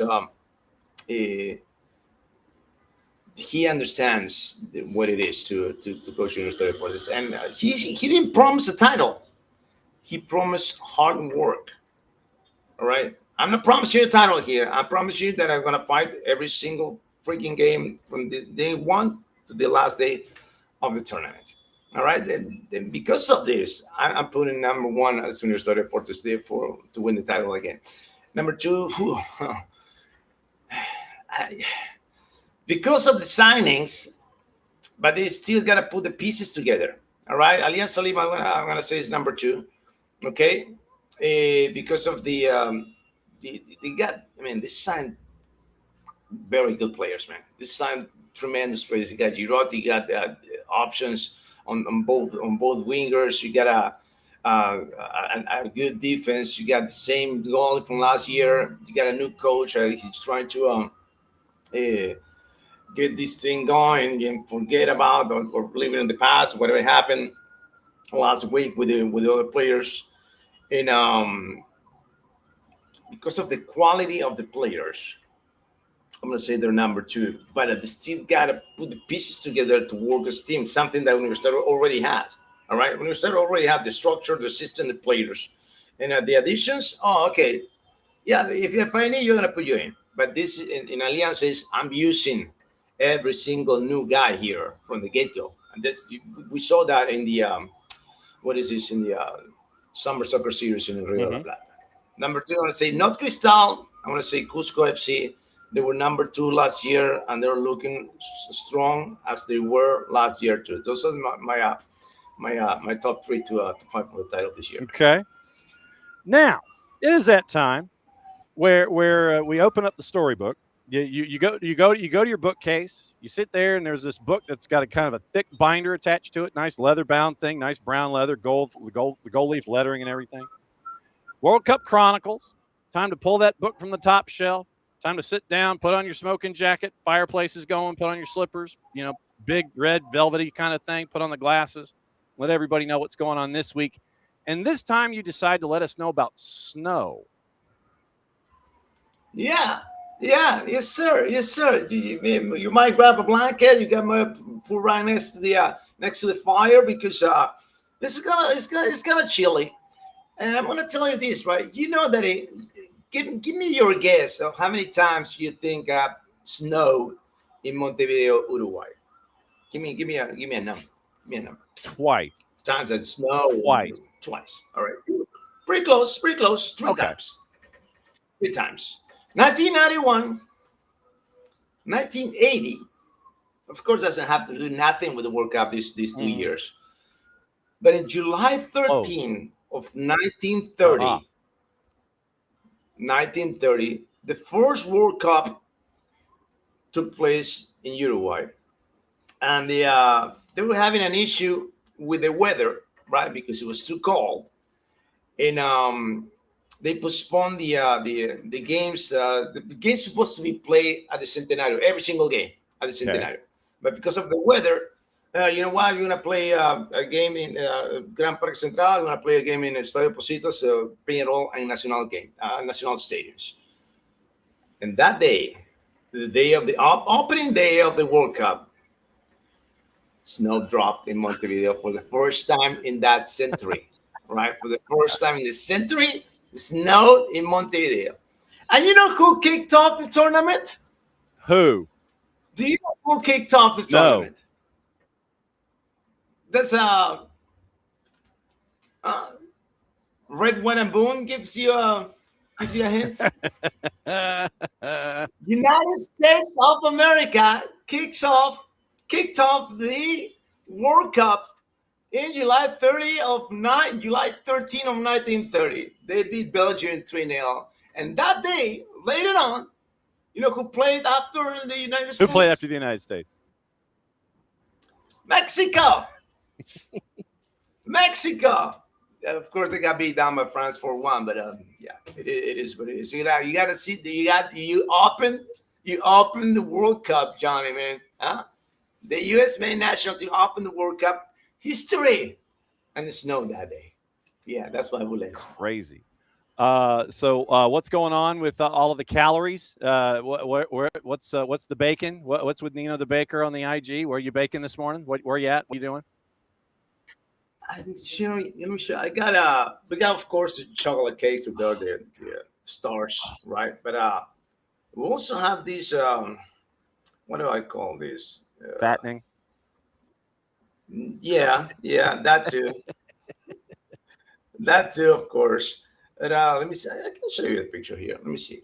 I'll put it right here. This is what. Oh wow, that. that's a 2-story, 5-pound calorie cupcake, brother. I mean, that's. Yeah, we're going cabeza de Indio, Indian heads. It's it's a pastry for my town, for my hometown in Chiclayo, the north side of the country. They don't have that in Lima, so I was like, all right, hold on, I don't know how to make this. So I presented this, and there's a few restaurants that I'm so happy, man. Business is going awesome here. So I went to this Peruvian restaurants for Chiclayo. Hey guys, I got this. Oh, you got that? You got the cabeza? Are you crazy? Are you kidding me? Bring me that in, brother. Okay. You want to taste it? Yeah, oh, they taste it. All right. I already placed an order for a couple of restaurants. So we're going, brother. We're going. Keep it rolling. Keep it rolling, Nino the Baker. Absolutely true. So follow Nino the Baker on the gram, the Insta, the IG, or what the kids say. And then it's ESPNINO 94 on the Twitters. Love you, my friend. Thank you for the education. Thank you for the feedback. Thank you, as always, for dropping by on your Thursdays. And we will catch up with you again next week. Stay dry and stay away from the Policia, please. All right. There goes Nino Torres, everybody. Before we bring in our buddy Niko Moreno, I have to hit this.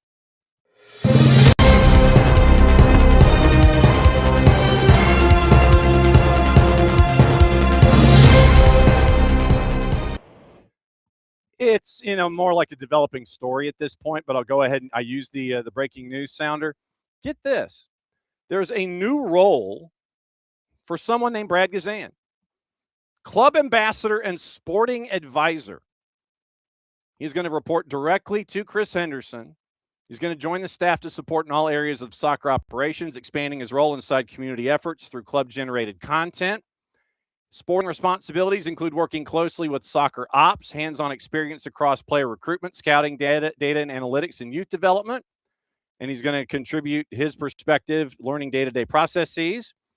Since he was voted media ambassador, local press 24 and 25, Atlanta United is going to use his previous broadcast experience to become an integral piece of the club's media department. He's going to continue his role in the community, ambassador for the unified team.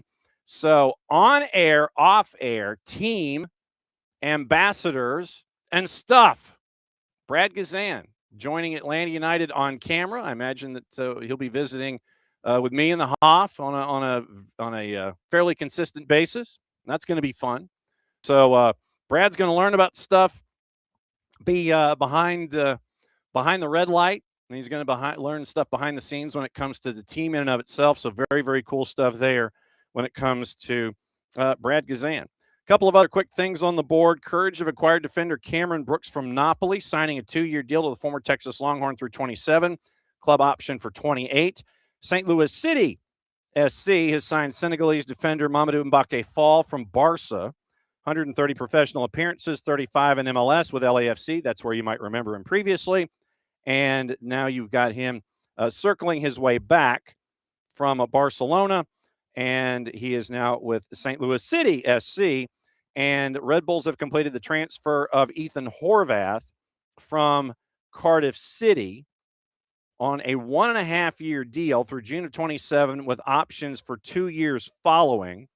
New York has also sent Charlotte $75,026 GAM $75,027 GAM, and the highest of the Red Bulls second-round draft picks in the 27 Super Draft for the discovery rights of Ethan Horvath. Dibs! I do not like that rule at all. Hi, we discovered him. What's it worth to you? I mean, seriously. Ethan Horvath, who is what? How old is Ethan now? Where 30-year-old keeper, and Charlotte's got dibs rights. So he comes over from Cardiff City, free transfer from Cardiff, but New York sends $150,000 in GAM over 2 years and the highest of the second-round draft picks on the 27 Super Draft for the discovery rights of Ethan Horvath. So Ethan Horvath now has made his way over to Red Bulls from Cardiff City. So Brad Gazan, behind the scenes, in front of the camera with Atlanta United now as a club ambassador and part of the sporting operations department, which is very cool. Still going to be a part of the unified team and be that ambassador there. Very cool. Ethan Horvath to Red Bulls from Cardiff City, and Mamadou Fall is now with St. Louis City SC coming over from Barcelona. Eric Tommy has been signed by LAG, and he is through 27, club option for 27-28, and he had just finished up 3.5 years with Sporting Kansas City. So the 5'9" midfielder, age 31, is now going to be with LA Galaxy, guaranteed contract through 27, club option to follow, and pending successful completion of an entrance physical. Eric Tommy now is a part of everything going on with the LAG. So you've got that as well with, I'm trying to see if there's anything else that I might have missed going forward. So I think that catches us up in that regard with Brad Gazan. Yeah, so Brad Gazan, that was big. So let me say hi to everybody before our buddy Niko Moreno comes in and joins us here in a sec and see what's on everybody's minds. Yeah, inexpensive, long, for Zuper, he got blocked. So morning, Ricky, morning, Local, morning, Kefsi. Let's see, morning, Abby, and let's see, morning, David, and let's see, morning, Will, and morning, Alex, and let's see, so Will and David and Ricky, and going through all of the chaos from yesterday in Champions League. Will is hanging out, watching in his office cubicle yesterday. So Abby, going to where shopping is a pleasure. So while she's shopping, catching everything there. So David, Alex, and Ricky, good morning. All right, time to go from Lima, Peru to the Imitation Palatial Estate in the Wasatch. Well, not necessarily. It's more like SeaTac. And we get to catch up with our buddy Niko Moreno, find out what's going on with Nico, with a sounder at Heart and Pulso Sports. It's another Thursday, sir. What is on your mind with the fancy TV graphic behind you that I always like to see? What's the word? Hey, what's going on, everybody? See if we can catch up to the lag a little bit here. But excited to be on, of course. Got lots to talk about. Some surprising moves in MLS, some departures that maybe we could have seen coming a little bit. The Sounders got their first preseason game. We have some news from that end or that continent, and this Sounders team that has gone from Portugal and now is in Spain and continuing their preseason. So, man, lots to talk about, my friend. And this is cup number 2 of coffee. Always happy to be on, of course, Sound in soccer down here and with our SDH family. So yeah, man, let's do it. All right, so let's start with the home news.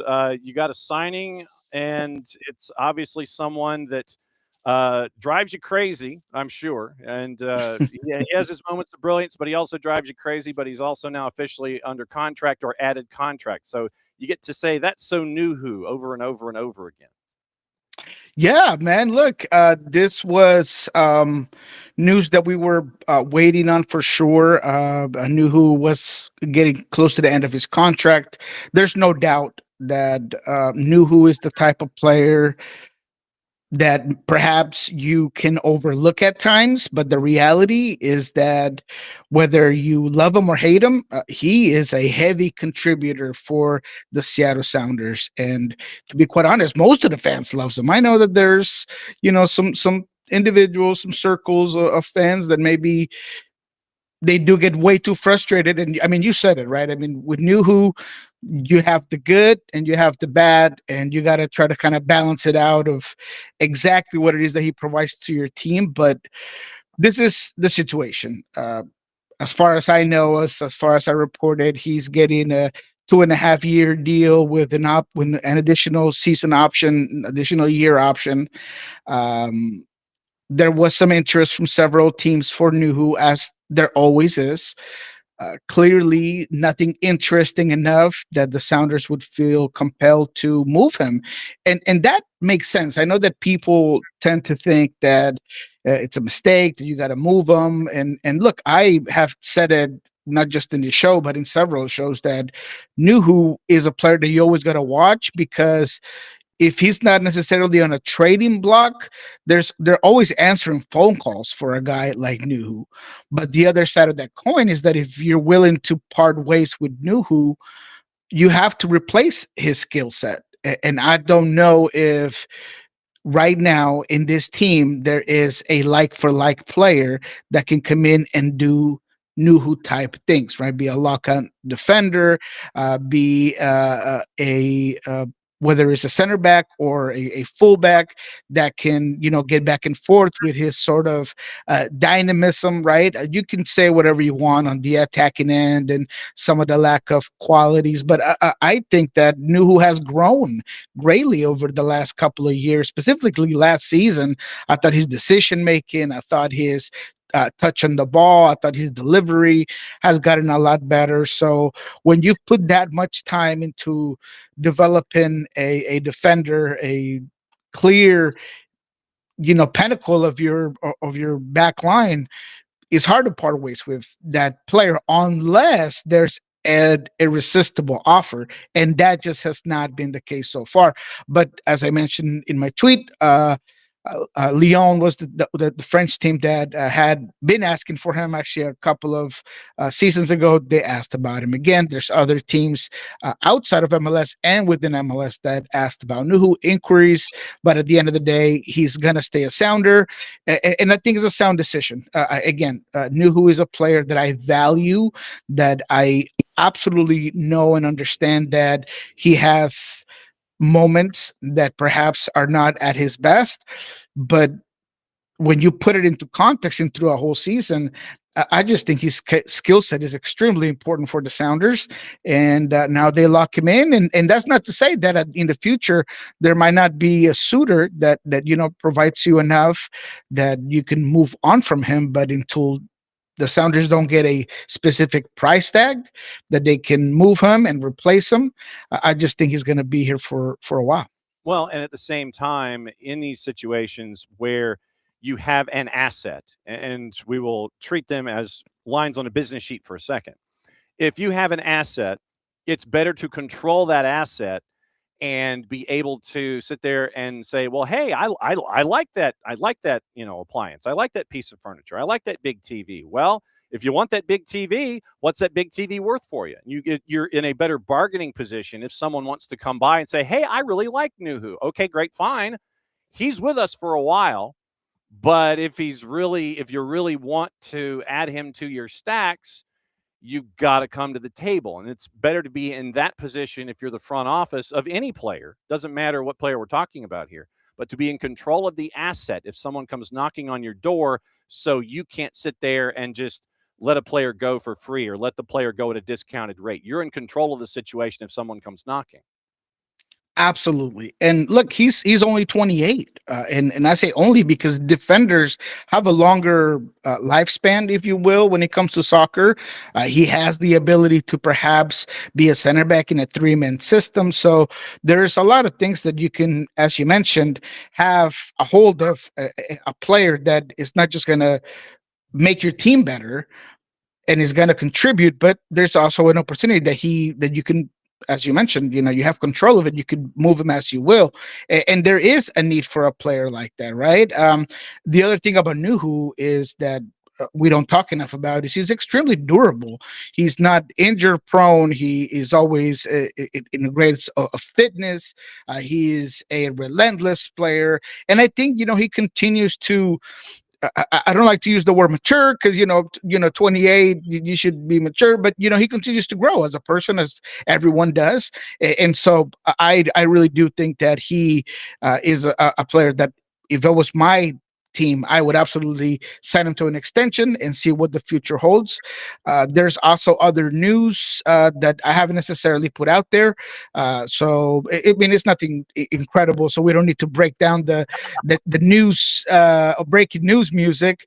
But it sounds like Alex Roldan has also gotten a new deal, a multi-year deal with the Sounders.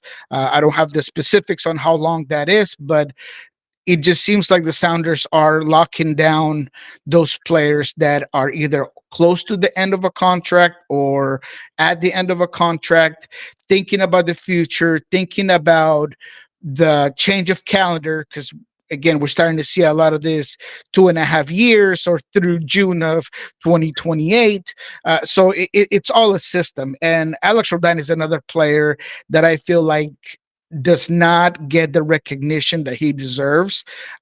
He is another player that some love, some don't love as much. I wouldn't say any of them hate him, but I do think that there is a lack of understanding of how good he is as a fullback getting forward. I think his delivery is extremely well. I think that he plays with passion. I think he got a lot of character. Whenever you play, in a team where your brother has all of this aura, and ever since he came in, he's earned it from the very, very beginning, right? He was a guy that was coming out of Seattle U instead of UW. I feel like he always had this shadow, and he's always dealt with it greatly. I think that he's a very versatile player. I love Alex Roldan when it comes to those attributes, all of those intangibles that are so important. So locking him down with a multi-year contract, I think it's a no-brainer. He's another player that perhaps can move on somewhere else, right? I mean, I've heard of teams in Liga MX that have looked his way, right? And so that's another asset that, as you mentioned, you want to control, and therefore it makes sense that the Sounders have been able to lock that down. All right. We mentioned Ethan Horvath coming in to Red Bulls from Cardiff City on a free, but it's not really free considering that Red Bulls had to pay $150,000 in Garber bucks over the next 2 years, plus surrender a second-round draft pick because Charlotte had dibs on Ethan Horvath, even at the age of 30. St. Louis City brings in Mamadou Fall from Barcelona. Galaxy bring in Eric Tommy. Red Bulls have loaned out Marcelo Morales to Universidad de Chile. San Diego sends Patty McNair on his way, transferred him to Hull City. And I thought that this was interesting. RSL has exercised the buyout on Diego Gonçalves. And RSL has basically been using every possible mechanism that is allowed for roster adjustment really this offseason to try to retool everything right now at Rio Tinto, and Diego Gonçalves is the next man out. So RSL is just trying to I'm not going to say they're blowing it up, but RSL is trying to figure out any way possible to clean the slate and make the kitchen as clean as possible to get ready for 26. I found that was interesting. What other moves of those moves do you want to talk about? Anything? Is there anything that I've missed? Where do you want to go next year?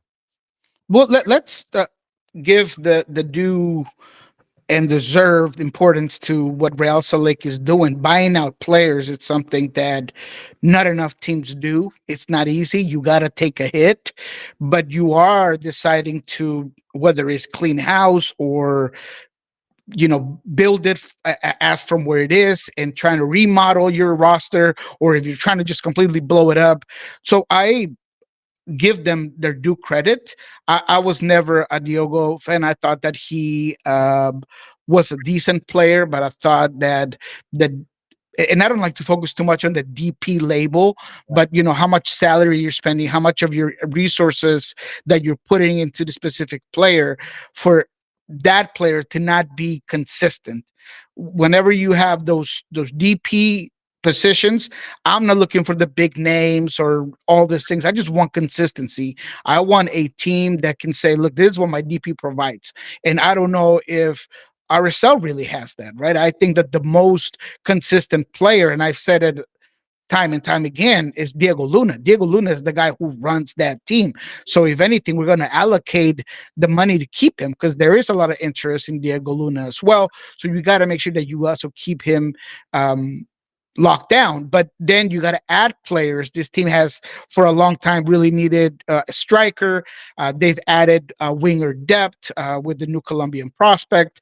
They've added some pieces, but I do like the fact that when you looked at this roster last season, the Brian Ojedas and all of these players that are now gone, maybe those were decent pieces, but it was time to just reload, rechange. And so for me, it's good moves by a team that I feel like saw themselves being not a protagonist per se last season, but they saw a way where they could be more relevant, and therefore they're making some changes, and they could be interesting to see depending on who they add into this roster. Yeah, no DPs currently for RSL in the DP footprint designation, salary figure, what have you. They've got their 3 U22s, Luna, Marchuk, and Ariatpil, but no DPs right now, and they've got just under $7 million in GAM. I want to stick in California. I think last week we kind of mentioned Joao Klaus as on his way from St. Louis City SC over to LAG. That's now officially official. Price tag was north of $2 million. We thought it was $2 million. It's more like 2.5. And this morning we led with the news coming over from Germany that Timo Werner, according to Florian Plettenberg at Sky Germany, done deal, coming over late February. Timo Werner now gets to be added to San Jose. I know that you can't compare Joao Klaus to Timo Werner, but nevertheless, two teams in the state of California making moves, bringing folks in. Klaus to LAG, Timo Werner looks like he's San Jose, and they're supposed to make an announcement in 8 minutes, something cryptic on Twitter, and we'll find out if that's going to be. A couple of big moves, one bigger than the other, as you mentioned. There's no way to necessarily compare them. I mean, we're talking about apples and oranges here, but at the same time, you're talking about apples and oranges when it comes to the expectation from each franchise, right? I mean, we don't have to sugarcoat it. San Jose has been in debt to the league and to their fan base for a very long time. So, Timo Werner coming in is great. This is something that club needed, right? Now we can, after this, maybe get into the whole Chicho Arango moving on from that team, perhaps, because I still, it's not official, and I'm hearing that there might be some things with the salary and the moves. But at the end of the day, San Jose has needed a big player for that franchise. They lost their two biggest players over the last seasons, Christian Espinosa and Chicho Arango. So now, or potentially Chicho Arango. So they got to figure it out. They got a lot of holes. That was a team that you and I both talked that even with Timo Werner, they had a lot of other holes. So where do they move from here? What is that they want to do? I hope that this is not a situation where you're just bringing a player to put butts in seats and just jersey sales and just patronize your fan base that way. I would never think that that's the case. But if you want this team to be successful and you want this move to not feel like just makeup over a really bad situation, you gotta bring in role players, and that's what I haven't seen from San Jose, which is the opposite of the Galaxy. I think that the LA Galaxy is doing their due diligence to really create a collective unit, a real good roster. I know that there's been mixed reviews about the Joao Klaus move because of the DP title. And again, I feel like sometimes we get too stuck on the DP designation, which I will say it forever, from the one and only Garth Lagerwey. A lot of times it's just an economic mechanism, is a way to just shelter some money, to move some funds around. And I think Joao Klaus is going to be a very good player for this LA Galaxy team. I expect Marcus Rose to have a much, much better season. I don't expect him to be Ricky Push per se, but I expect him to do Ricky Push things for this team. So with all that said, I really do think Greg Vanney is trying to put together a good collective unit, and I think Joe Klaus is going to be a big piece for that LA Galaxy team. So LA Galaxy team gets better, San Jose TBD so far, but that's kind of the West, is the Wild West. It's been our storyline here at SDH for a very long time. RSL is a question mark, Minnesota is a question mark, so we'll see what really happens there at the end of the day. Yeah, and the cryptic tweet is like a 2-second video capture, and it happened actually at 7 o'clock Pacific time instead of 8 o'clock Pacific time. So it's been on the board. It's a 2-second cryptic video tweet, and it's out there anyway. So San Jose, by the way, they only have one U22 on the books, Noel Buck, and they have Chicho Arango still specifically until we are told out the door that right now they're at 1-1. That's where they are with DPs and U22s. Only 2 inbounds. One was a keeper that came in from FC Cincinnati 2. The other is a homegrown. In the offseason, San Jose, Verhoeven, Eisner, Christian Espinosa, which I'm sure someone is going to be being yelled at every single day of the week for 19 years for letting that go down. Mark Anthony Kay, Joseph Martinez, Rodriguez, Carlos Gruezo, Bruno Wilson, Chance Cal, Nick Lima retired, and Cruz Medina. That's your outbound. And inbound, a keeper from FC Cincinnati 2 and a homegrown, and probably, perhaps Timo Werner. Chicho Arango. I wanted to put the pause button here because if I'm not mistaken, now you're looking at him going, I think it was Atlético Nacional who was rumored. It would be the 5th team in 6 years for Chicho Arango, even as he has signed a new contract a year ago, and he's in the middle of it in San Jose. It's Winston Churchill used to say that a riddle wrapped in an enigma, and I just Chicho Arango for me. I don't know if he's happy unless he's on the move or he's doing something someplace else. It always feels to me like he always wants to be in motion when it comes to his career and not be in one place for a long period of time. I can't argue with that. Look, I'm a big Chicho Arango guy. I've talked to him several times on and off the mics. He is a great human being. He's a phenomenal player. I think he's a phenomenal player. I wanted him for Seattle a long time ago.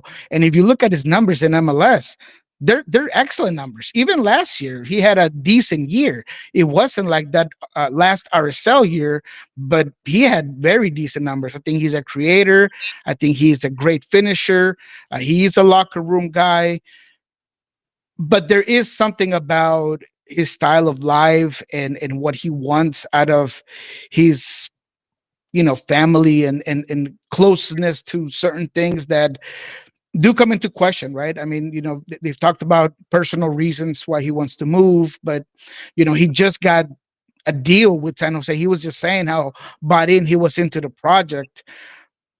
I didn't necessarily buy that because those who know Chicho Arango knew that he had been looking for a way back to Colombia for a very long time. And now he gets to do it for his childhood team. If you know the Chicho Arango saga, he was great at Millonarios. That's where he came out of, right? That's what got him to where he is now, or that's where he started. But he has always been a Nacional guy. He loves the city of Medellin. That's where he hangs out during Christmas and during the holidays. So this is a no-brainer for him in terms of living style and his family and proximity to those that I'm sure are important for him. But it does put a big, ugly mark on him as a player, because you start to burn some bridges when you make this many moves. And regardless of you being a very productive player, a lot of times teams want to know if you're bought in. And it's hard to know if you're bought in when you have this many moves in your repertoire, right? I think in Mexico, he did okay. And maybe that's why he wanted that way back into MLS. But at the end of the day, I do believe that it is a Chicho Arango issue, and the lack of just wanting to be at one place and stability. So I don't want to crucify him for the decision. I really don't. But I do bring it into question about what it is that he wants out of his career. And now this, the last I heard, and I don't have the numbers in front of me or the report in front of me, but I thought it was a loan that they wanted to do to Nacional. I mean, he's not a cheap player. Nacional, although my childhood team as well, and the best team in Colombia, if you ask me. Obviously biased, I'll say that. And one of the clubs with the biggest pockets. I do think that a move from MLS to Colombia would be hard to come by when it comes to the funds. So there will have to be some creativeness there in order to bring him in. I mean, look what happened to Luis Muriel, to Junior de Barranquilla. It had to be a buyout. It had to be the Orlando had to keep some money. I mean, it's not easy for a Colombian team to bring in a player that has X type of price tag in order to make it make sense down there. Yeah. One other team that I wanted to look at in the West, and then if there's anything else on the board, we will go from there, and it's Austin. Austin bringing in Facundo Torres, dropping 9.5 large to bring him in. Now you got a team in Austin which has like $12 in GAM available now, and you're looking at the 3-and-3 model, 2.5. Technically, it's $2.5 million, but they are by far the worst available Garber bucks this season coming in. You now have as your DPs Uzuni, Brandon Vasquez, Facundo Torres, and now you're hoping that the activity that you had trying to bring folks in to give you offense will help now with Facundo Torres coming back into Major League Soccer that you weren't getting from other places if you pair him with Uzuni and Brandon Vasquez. So Austin is not afraid to spend money, and they're doing it again here this offseason. You can't blame them for bringing in a guy like Facundo Torres. In my opinion, he's a very good player. I think the knock on him, specifically in Orlando, was always maybe his inability to really put the team on his shoulders.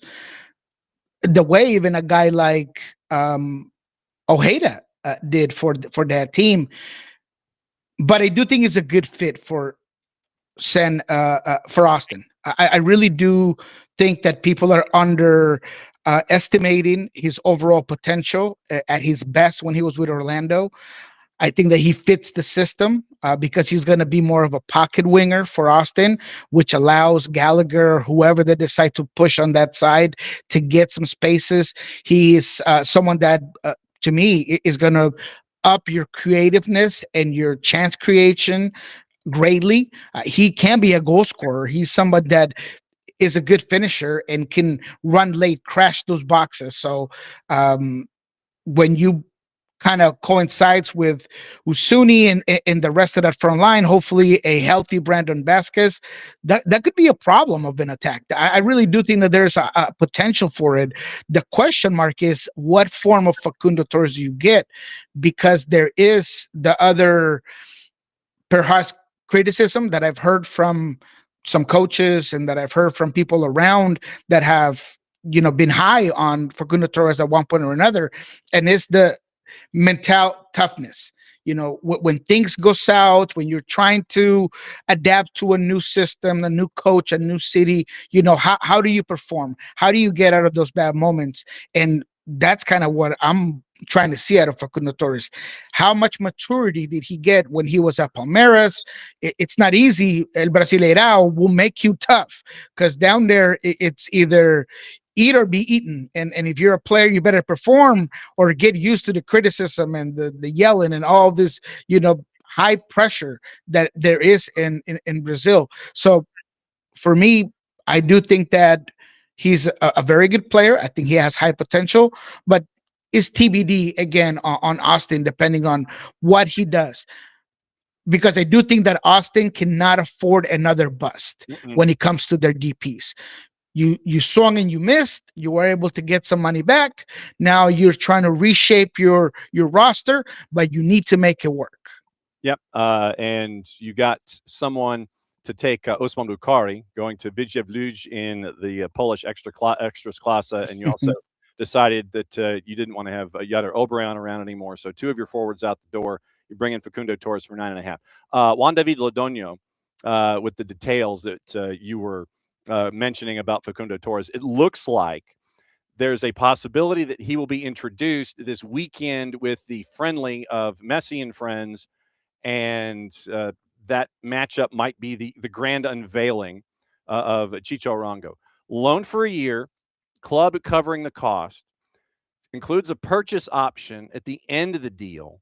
And so, obviously coming in from San Jose. So Juan David Lodonio from 365 Scores says it is a loan for the year, covering the cost, purchase option at the end of the deal. So that's what you're staring at with the possibility of Chicho Arango, and he might be unveiled this weekend. So we'll keep an eye out on that.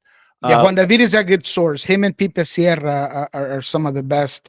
And yes, that's basically what I had seen. Now, it's not official necessarily just yet, so we'll see once he gets pushed through. But he's an excellent source.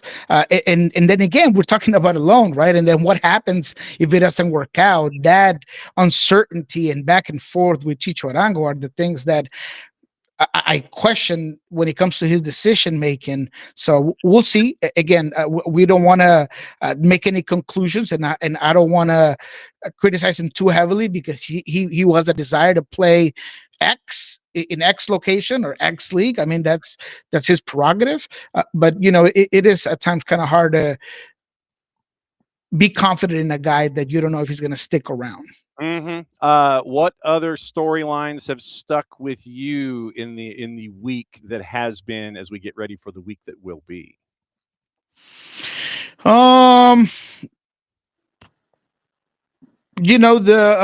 talked enough about Mateo's bogus, and I mean, obviously that's gonna come into fruition.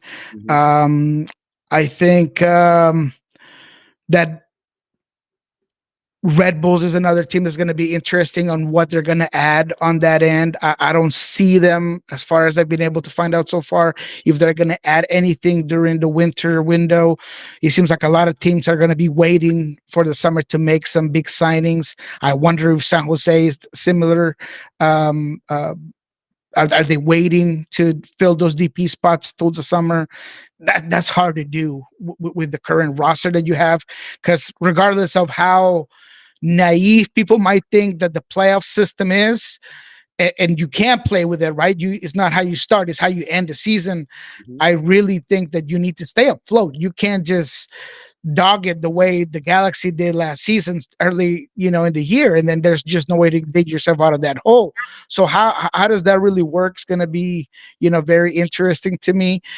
Orlando City is another team that, now sending Alex Freeman out, how they're going to be able to replace him, because that was a superstar for him. And when you get a player like Alex, you have two ways to go about it, right? It was clear that he was going to end up in Europe, right? So did you need to sell him now to make sure that you got some money? Yeah, probably. But now you're trying to figure out how you're not going to be on balance on that side. Because he did so many things for you on the attack and then on the overlaps defensively. He was a stud. I mean, when it comes to that physical defensive presence, I mean, he just did it all for Orlando City. Orlando has moved some things. They've added some pieces. I think that the hot seat for Oscar Pareja is really going to be there. So, yes, I love the Alex Freeman move, but I do think that Orlando is going to have to figure out how they modify. You ain't kidding, especially when you're dropping $4 million. You get $4 million in the door. What do you do with that $4 million? That's the next big question. All right, what's going on with Sounder at Heart, Pulso Sports? As you're not getting to go to Spain, since you're not getting to go to Portugal, you ain't getting to go to Spain, so you're still kind of looking at things from afar. What's the latest? Yeah, well, we're gonna be getting together tomorrow for our What We Learned This Week with Jeremiah Shannon. You don't want to miss it. Again, we're going to talk about Alex Roldan getting a new deal. We're going to talk about Danny Masovsky, who's also in negotiations to try to get a new deal. We're going to hear about some of the guys that are impressing, according to some sources in Spain. And one of those is Osasa de Rosario, who, everybody's thinking that Danny, after having a career season, he might have a shoe-in to either accompany Jordan Morris in that attack or maybe be the main nine with Jordan Morris being out wide. I think Osasa de Rosario is turning a lot of heads in this preseason camp in Europe. And so we're going to talk about that. You don't want to miss it. We are also going to be using, perhaps not yet, but Sandra Hart has some really big news there with a studio space that they're working with and that we might be able to do a lot of cool stuff with. So go ahead and check that out. We might be able to use that this week, if not in the future. With Pulso Sports, of course, we're going to be doing a little bit of Spanish coverage. I got some really good interviews in the docket for what's coming up, not just on the MLS side, but also on the World Cup side, covering Colombia, covering USPS national team, Mexico. So it's going to be a lot of diverse information coming from Pulso Sports. And of course, on Monday, we're going to get across with Ari Lillenwall and break down the season that's coming up. Any news that we get from the Sounders on Monday morning. And it is officially official. Timo Werner to San Jose as of the sum total of 6 minutes ago. And a virtual press opportunity with Werner and Bruce Arena is going to be tomorrow morning, 11:30 Eastern, 8:30 a.m. Pacific time. Signed on a permanent transfer contract, DP, through June of 28. Also, as a part of the deal, because of dibs, Red Bull get $50,000 in 2026 GAM from the league. So then you get a quote from Bruce Arena. Then you get the alert about the press conference, the virtual presser, and the 29-year-old. They go into stats, and there's a bunch of paragraphs and things like that for the 5'11" forward. So it is officially official. Timo Werner now with San Jose. As always, my friend, it is great to see you. Great to catch up with you, and we will catch up with you again next week. And I can't wait to find out about the studio space and you doing all things. Maybe they're just going to come there and hang out with you in your studio space. Maybe that's what the secret is. They're just going to come over in there and hang out with you, huh? Hey, man, you know what? I do think that this is going to be a big year for Sandra Hart. And, where the studio's place is, close to the stadium. So I think we're going to be able to bring in a lot of special guests. It's going to be fun, man. We're going to have a lot of cool, very creative ways to bring you guys content. So stick around there with Sandra Hart for sure. Sounder at Heart and a Soto Mojo. Can't wait. We will catch up with you again next week, my friend. Great to see you. Have a good one, boss. All right, there goes Niko Moreno, second cup of coffee, heading to his third. All right, before we get out of here, we are in added time. I know this. So UPSL, they are in their Final Four this weekend, Championship Soccer Stadium, Irvine, California.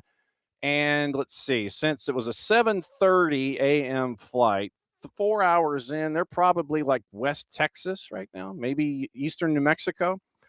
For the New York Renegades that have not made the trip from one end of the world to the other to get to Irvine, California, and we do get to find out from Boris Linares that some folks have already made the trip. We get to find out from Coach what's been going on.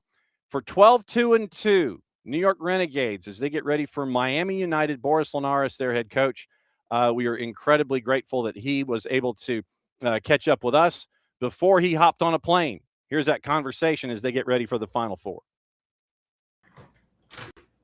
So obviously, first question, Coach, and it's $1 in the jar for me. How does it feel to be in the Final Four heading to Irvine, California?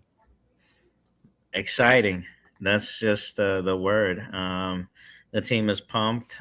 We've worked all season for this moment, and actually we've been working for 4 years in the UPSL to get to this moment. So we're taking it all in, the entire experience. We're, like I said, motivated. We want this one. We've had a very dominant run in the Northeast, and now we just want to cap it off with trying to bring this one home. And if memory serves, it was a 10-match regular season in division and conference and stuff. You win six of the 10 there, and you've just gone on this run ever since. Can you break down what the keys of success have been in this run, or is it just it's like wash, rinse, repeat? We're going to get out of bed, we're going to do our thing, and at the end of it, we're going to do a full 90 minutes. What was the secret? No, I mean, the thing is like I'm learning from past seasons. What it was, because we all also compete into getting ourselves into the U.S. Open Cup. So this year, I mean, we qualified last time around, and we went in this one, and we also qualified. But what happens is it becomes a very extraneous endeavor for a team.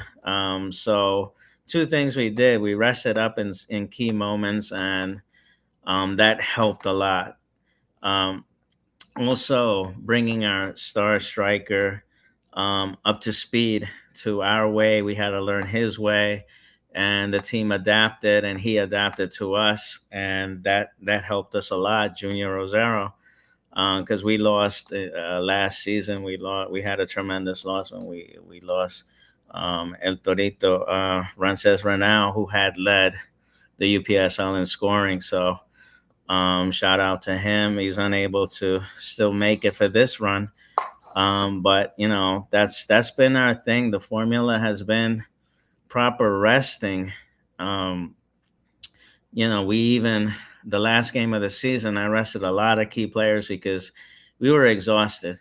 It was a long season and a lot of qualifying matches that we had to go through. You know, you had to go through um, 3 or 4 qualifying matches for the U.S. Open Cup, and it's not easy.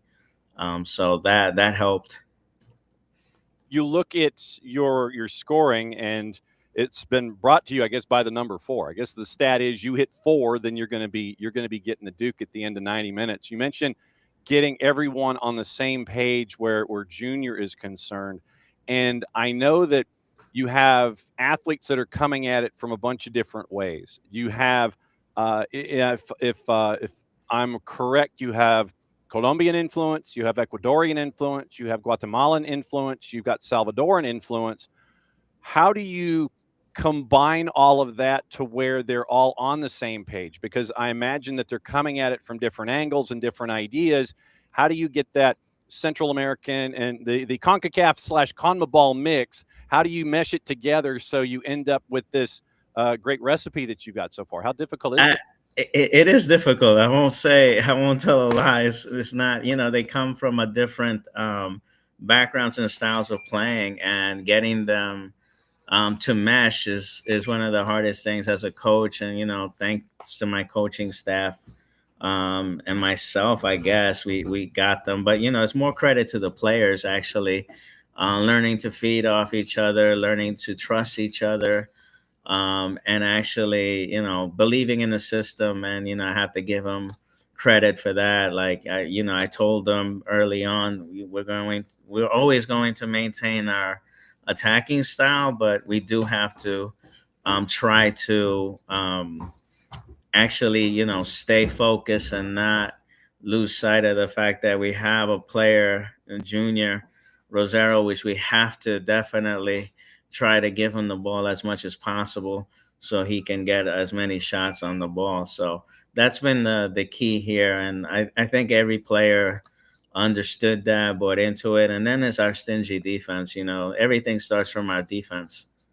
And I'm noticing a lot of 1s and 0s defensively, especially, you know, in the postseason if there's not a shootout. So winning 6 in a row, 4 after the 2-0 loss to AFC Academy back in 10th month, October, middle of October. So you're running 6 in a row in 9 weeks. So it's 4 against Red Hook, 1-0 against New York Empire, 2-1 against Braveheart, 4-1 against Beach Street, 4-2 against Cap City, and then 4-1 against Chicago Nation. You mentioned that defense. For those that haven't had the chance to drift in and see you so far this season, who are some of your stalwarts this year? I mean, it's, you know, we have our backs in the back. You know, our center backs are solid. You know, we have a rotation of 4 solid center backs in the back. We also have, you know, our right back and our left backs are just amazing players, athletes, able to contribute and join the attack. But they're very defensive minded, and, you know, just don't stop, and they're relentless. You know, it's been a big thing. You know, I've always tried to have ball control, and it's easier when you have a defense in the back. In that game with Empire, put it this way, we were down to 9 men, after the two reds that we incurred in that game. Crazy wild game. I encourage you to go see that game. Um, and then at least we had practiced that kind of scenario where we're one man down. I never practiced it with two men down, but you know, and they executed. They executed.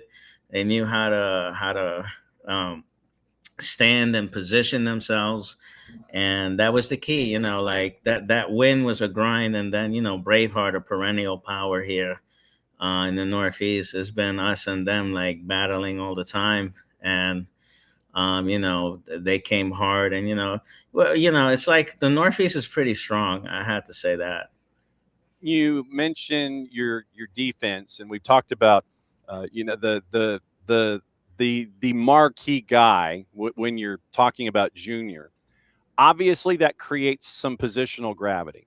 And I imagine that Miami United, they've been watching tape, they've been watching matches and things like that. They know what Junior's up to. So if they're going to bracket Junior, or if anyone has tried to bracket Junior this season, who have been those other players that have stepped up for you offensively to pick up the slack when he's being double teamed, triple teamed, shut down, fouled, what have you? Who have been some of those other folks that we can I keep in mean, mind? that's the greatness of our system. Like we've learned to score when he's double team or even triple team. We have Restrepo Ruiz, amazing outside, midfielder, comes in, can score. He takes players on one. We have Rodrigo Descalzo, again another winger coming in, can play the 9 as well.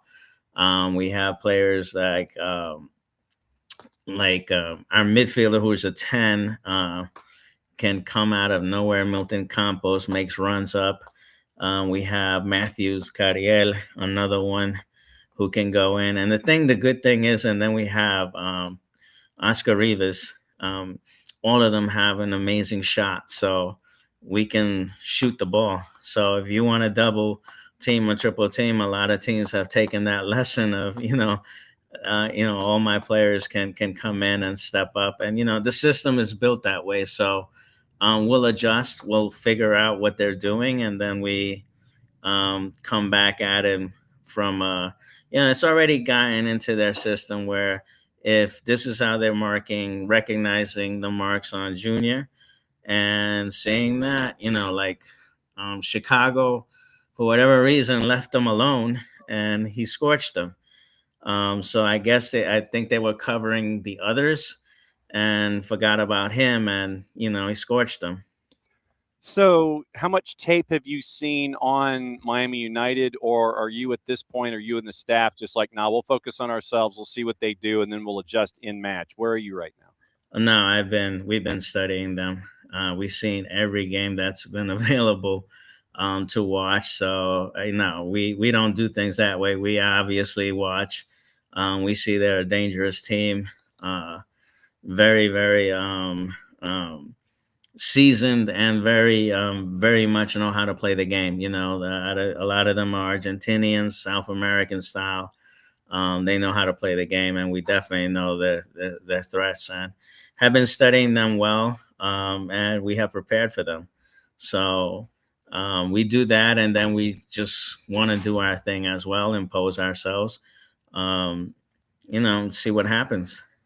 How many players are going on this trip from one end of the U.S. to the other? 23. Oh, wow. Okay. Yeah, I mean, that's a lot of folks to have for a national semifinal and a final that you would imagine if you need. You get out of the first one, you're going to try to look at folks that are as healthy as they can be, make sure that you're good with your substitutions and such. hmm What has this run meant to Renegades fans and to everyone that is close to the program? What has this run meant? I mean, it's been what we've all dreamt of, when we first started. The work. It's New York Renegades FC is really a family thing. It's been one of those things that was born. The name was given by my wife, so she's heavily involved, and my family, my kids, heavily involved. Justin actually plays as well in England. He's studying over there too. And my youngest runs the media with our production team. So it's a family affair. And my sister out there, even though she lives in Florida, heavily involved. So it's been a tight knit thing. And I guess my sister-in-law as well. So the organization is ran that way. And then my coaches, I have amazing coaches, assistant coaches, and such, and the academy, and we've all worked to this end, to get us there. But again, it's always the players, like buying into the system, getting them to believe in themselves, and really pushing for this. Those who have been with us, like Johannes Alexander, since the beginning and formation of the team, Matthews Carriel. We have a lot of guys who've been here since the beginning of the birth of Renegades. And, our mission was always, hey, we want to compete for national championships. I mean, we competed in the underground, I guess was what you can call it, outside of the U.S.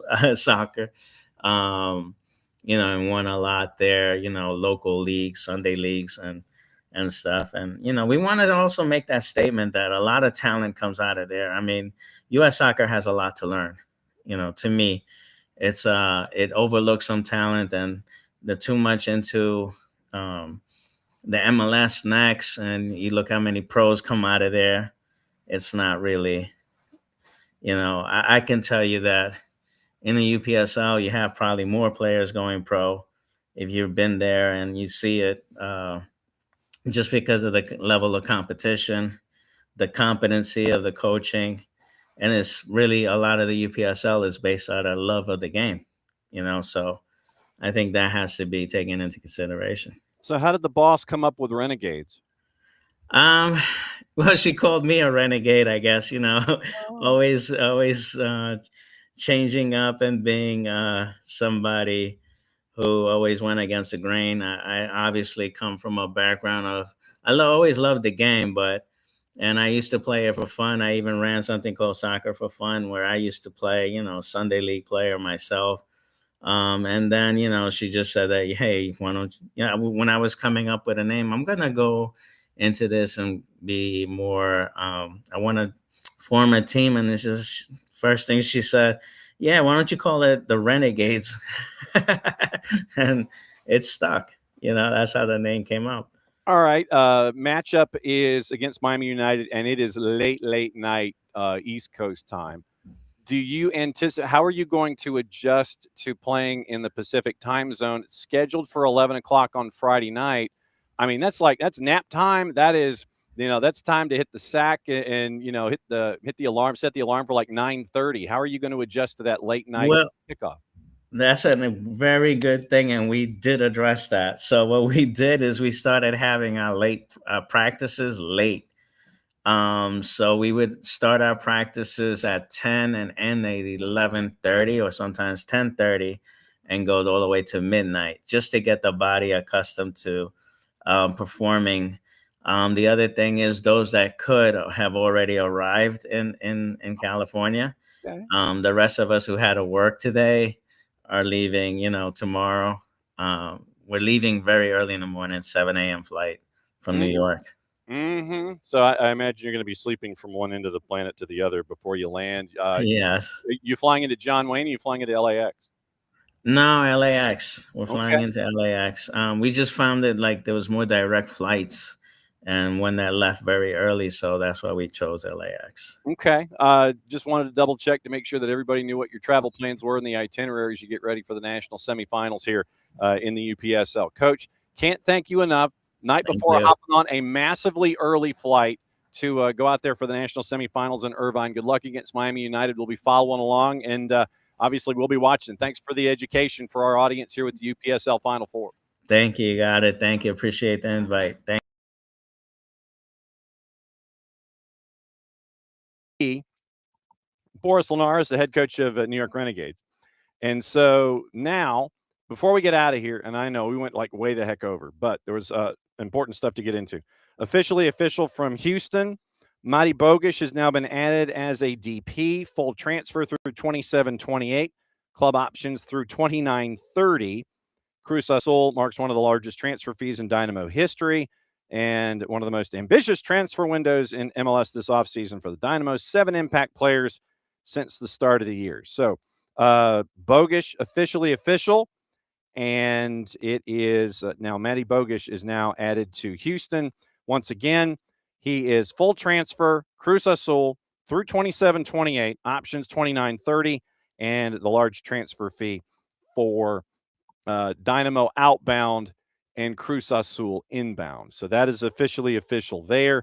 We had mentioned what the season had been for Houston, but let me just recap it for you quickly, and we'll see what our friend Glenn Davis has to say probably early next week about his hometown team. But looking at 26 and what we've seen so far from Houston, it has been a lot of movement. And so, obviously, with Houston coming into this morning, they had about $6.5 million in GAM available. Ponce, Guilherme, Linger are your 3 DPs, but now you got to figure something out because you're bringing in Mati Bogish.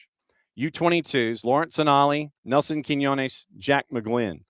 Outbound, Anor, Awodesu, Bartlow, Duenas, Franco Escobar, Michael Halliday, Sebastian Kowalczyk, Damian Lowe, Sergio Santos, Gabe Siegel, Daniel Steris, Andrew Tarbell, Junior Urso, Kieran Sargent, Brooklyn Rains, Exxon Arzu, and Toyosi Olasanya. In Logan Urban, keeper from NC State. In Reese Miller, defender, Virginia. Vela Sarsfield, midfielder, Agustin Buzat. Lucas Halter, defender from Botafogo. Santos, midfielder, Guilherme. Ache, Nick Marcanic, Franco Negri, and now Mati Bogish. But now you got to figure out once again what you're going to do with your DP slots because you're right now at 4 DPs, and that's not going to work. Also on the board this morning from U.S. Soccer itself, Crystal Dunn announces her retirement from professional soccer. Once again, Crystal Dunn is retiring, 12-year international career, 2008 FIFA U17 Women's World Cup, 2010 Women's World Cup U20s, 2012 U20 Women's World Cup. And so Crystal Dunn retiring today from professional soccer.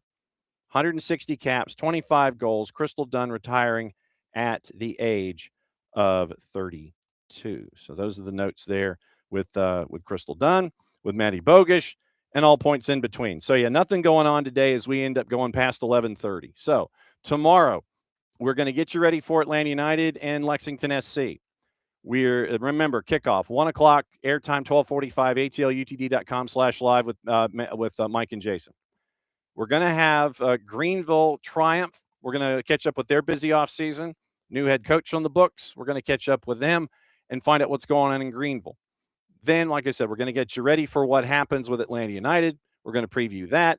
We're going to get you out of what happened with the Europa League today, all the matches at 3 o'clock, all the things. So thanks to Boris Linares at New York with New York Renegades and the UPSL. Thanks to the UPSL. Thanks to Nino. Thanks to Nico. Thanks to the Champions League for all the chaos. And thanks to all of y'all for hanging out with us and going extra long this morning because there was a lot to talk about. So for everybody here at SDH, once again, be safe, stay warm. Tomorrow morning, 9:05, 21 and a half hours from now, we're going to break it all down for you one more time, get you ready for a weekend where you're really going to have to stay indoors and keep an eye out for the snow that's coming allegedly here in the footprint. So for everybody here at SDH, I'm just John. Thanks for stopping by for an extra long show because there was a lot to get into.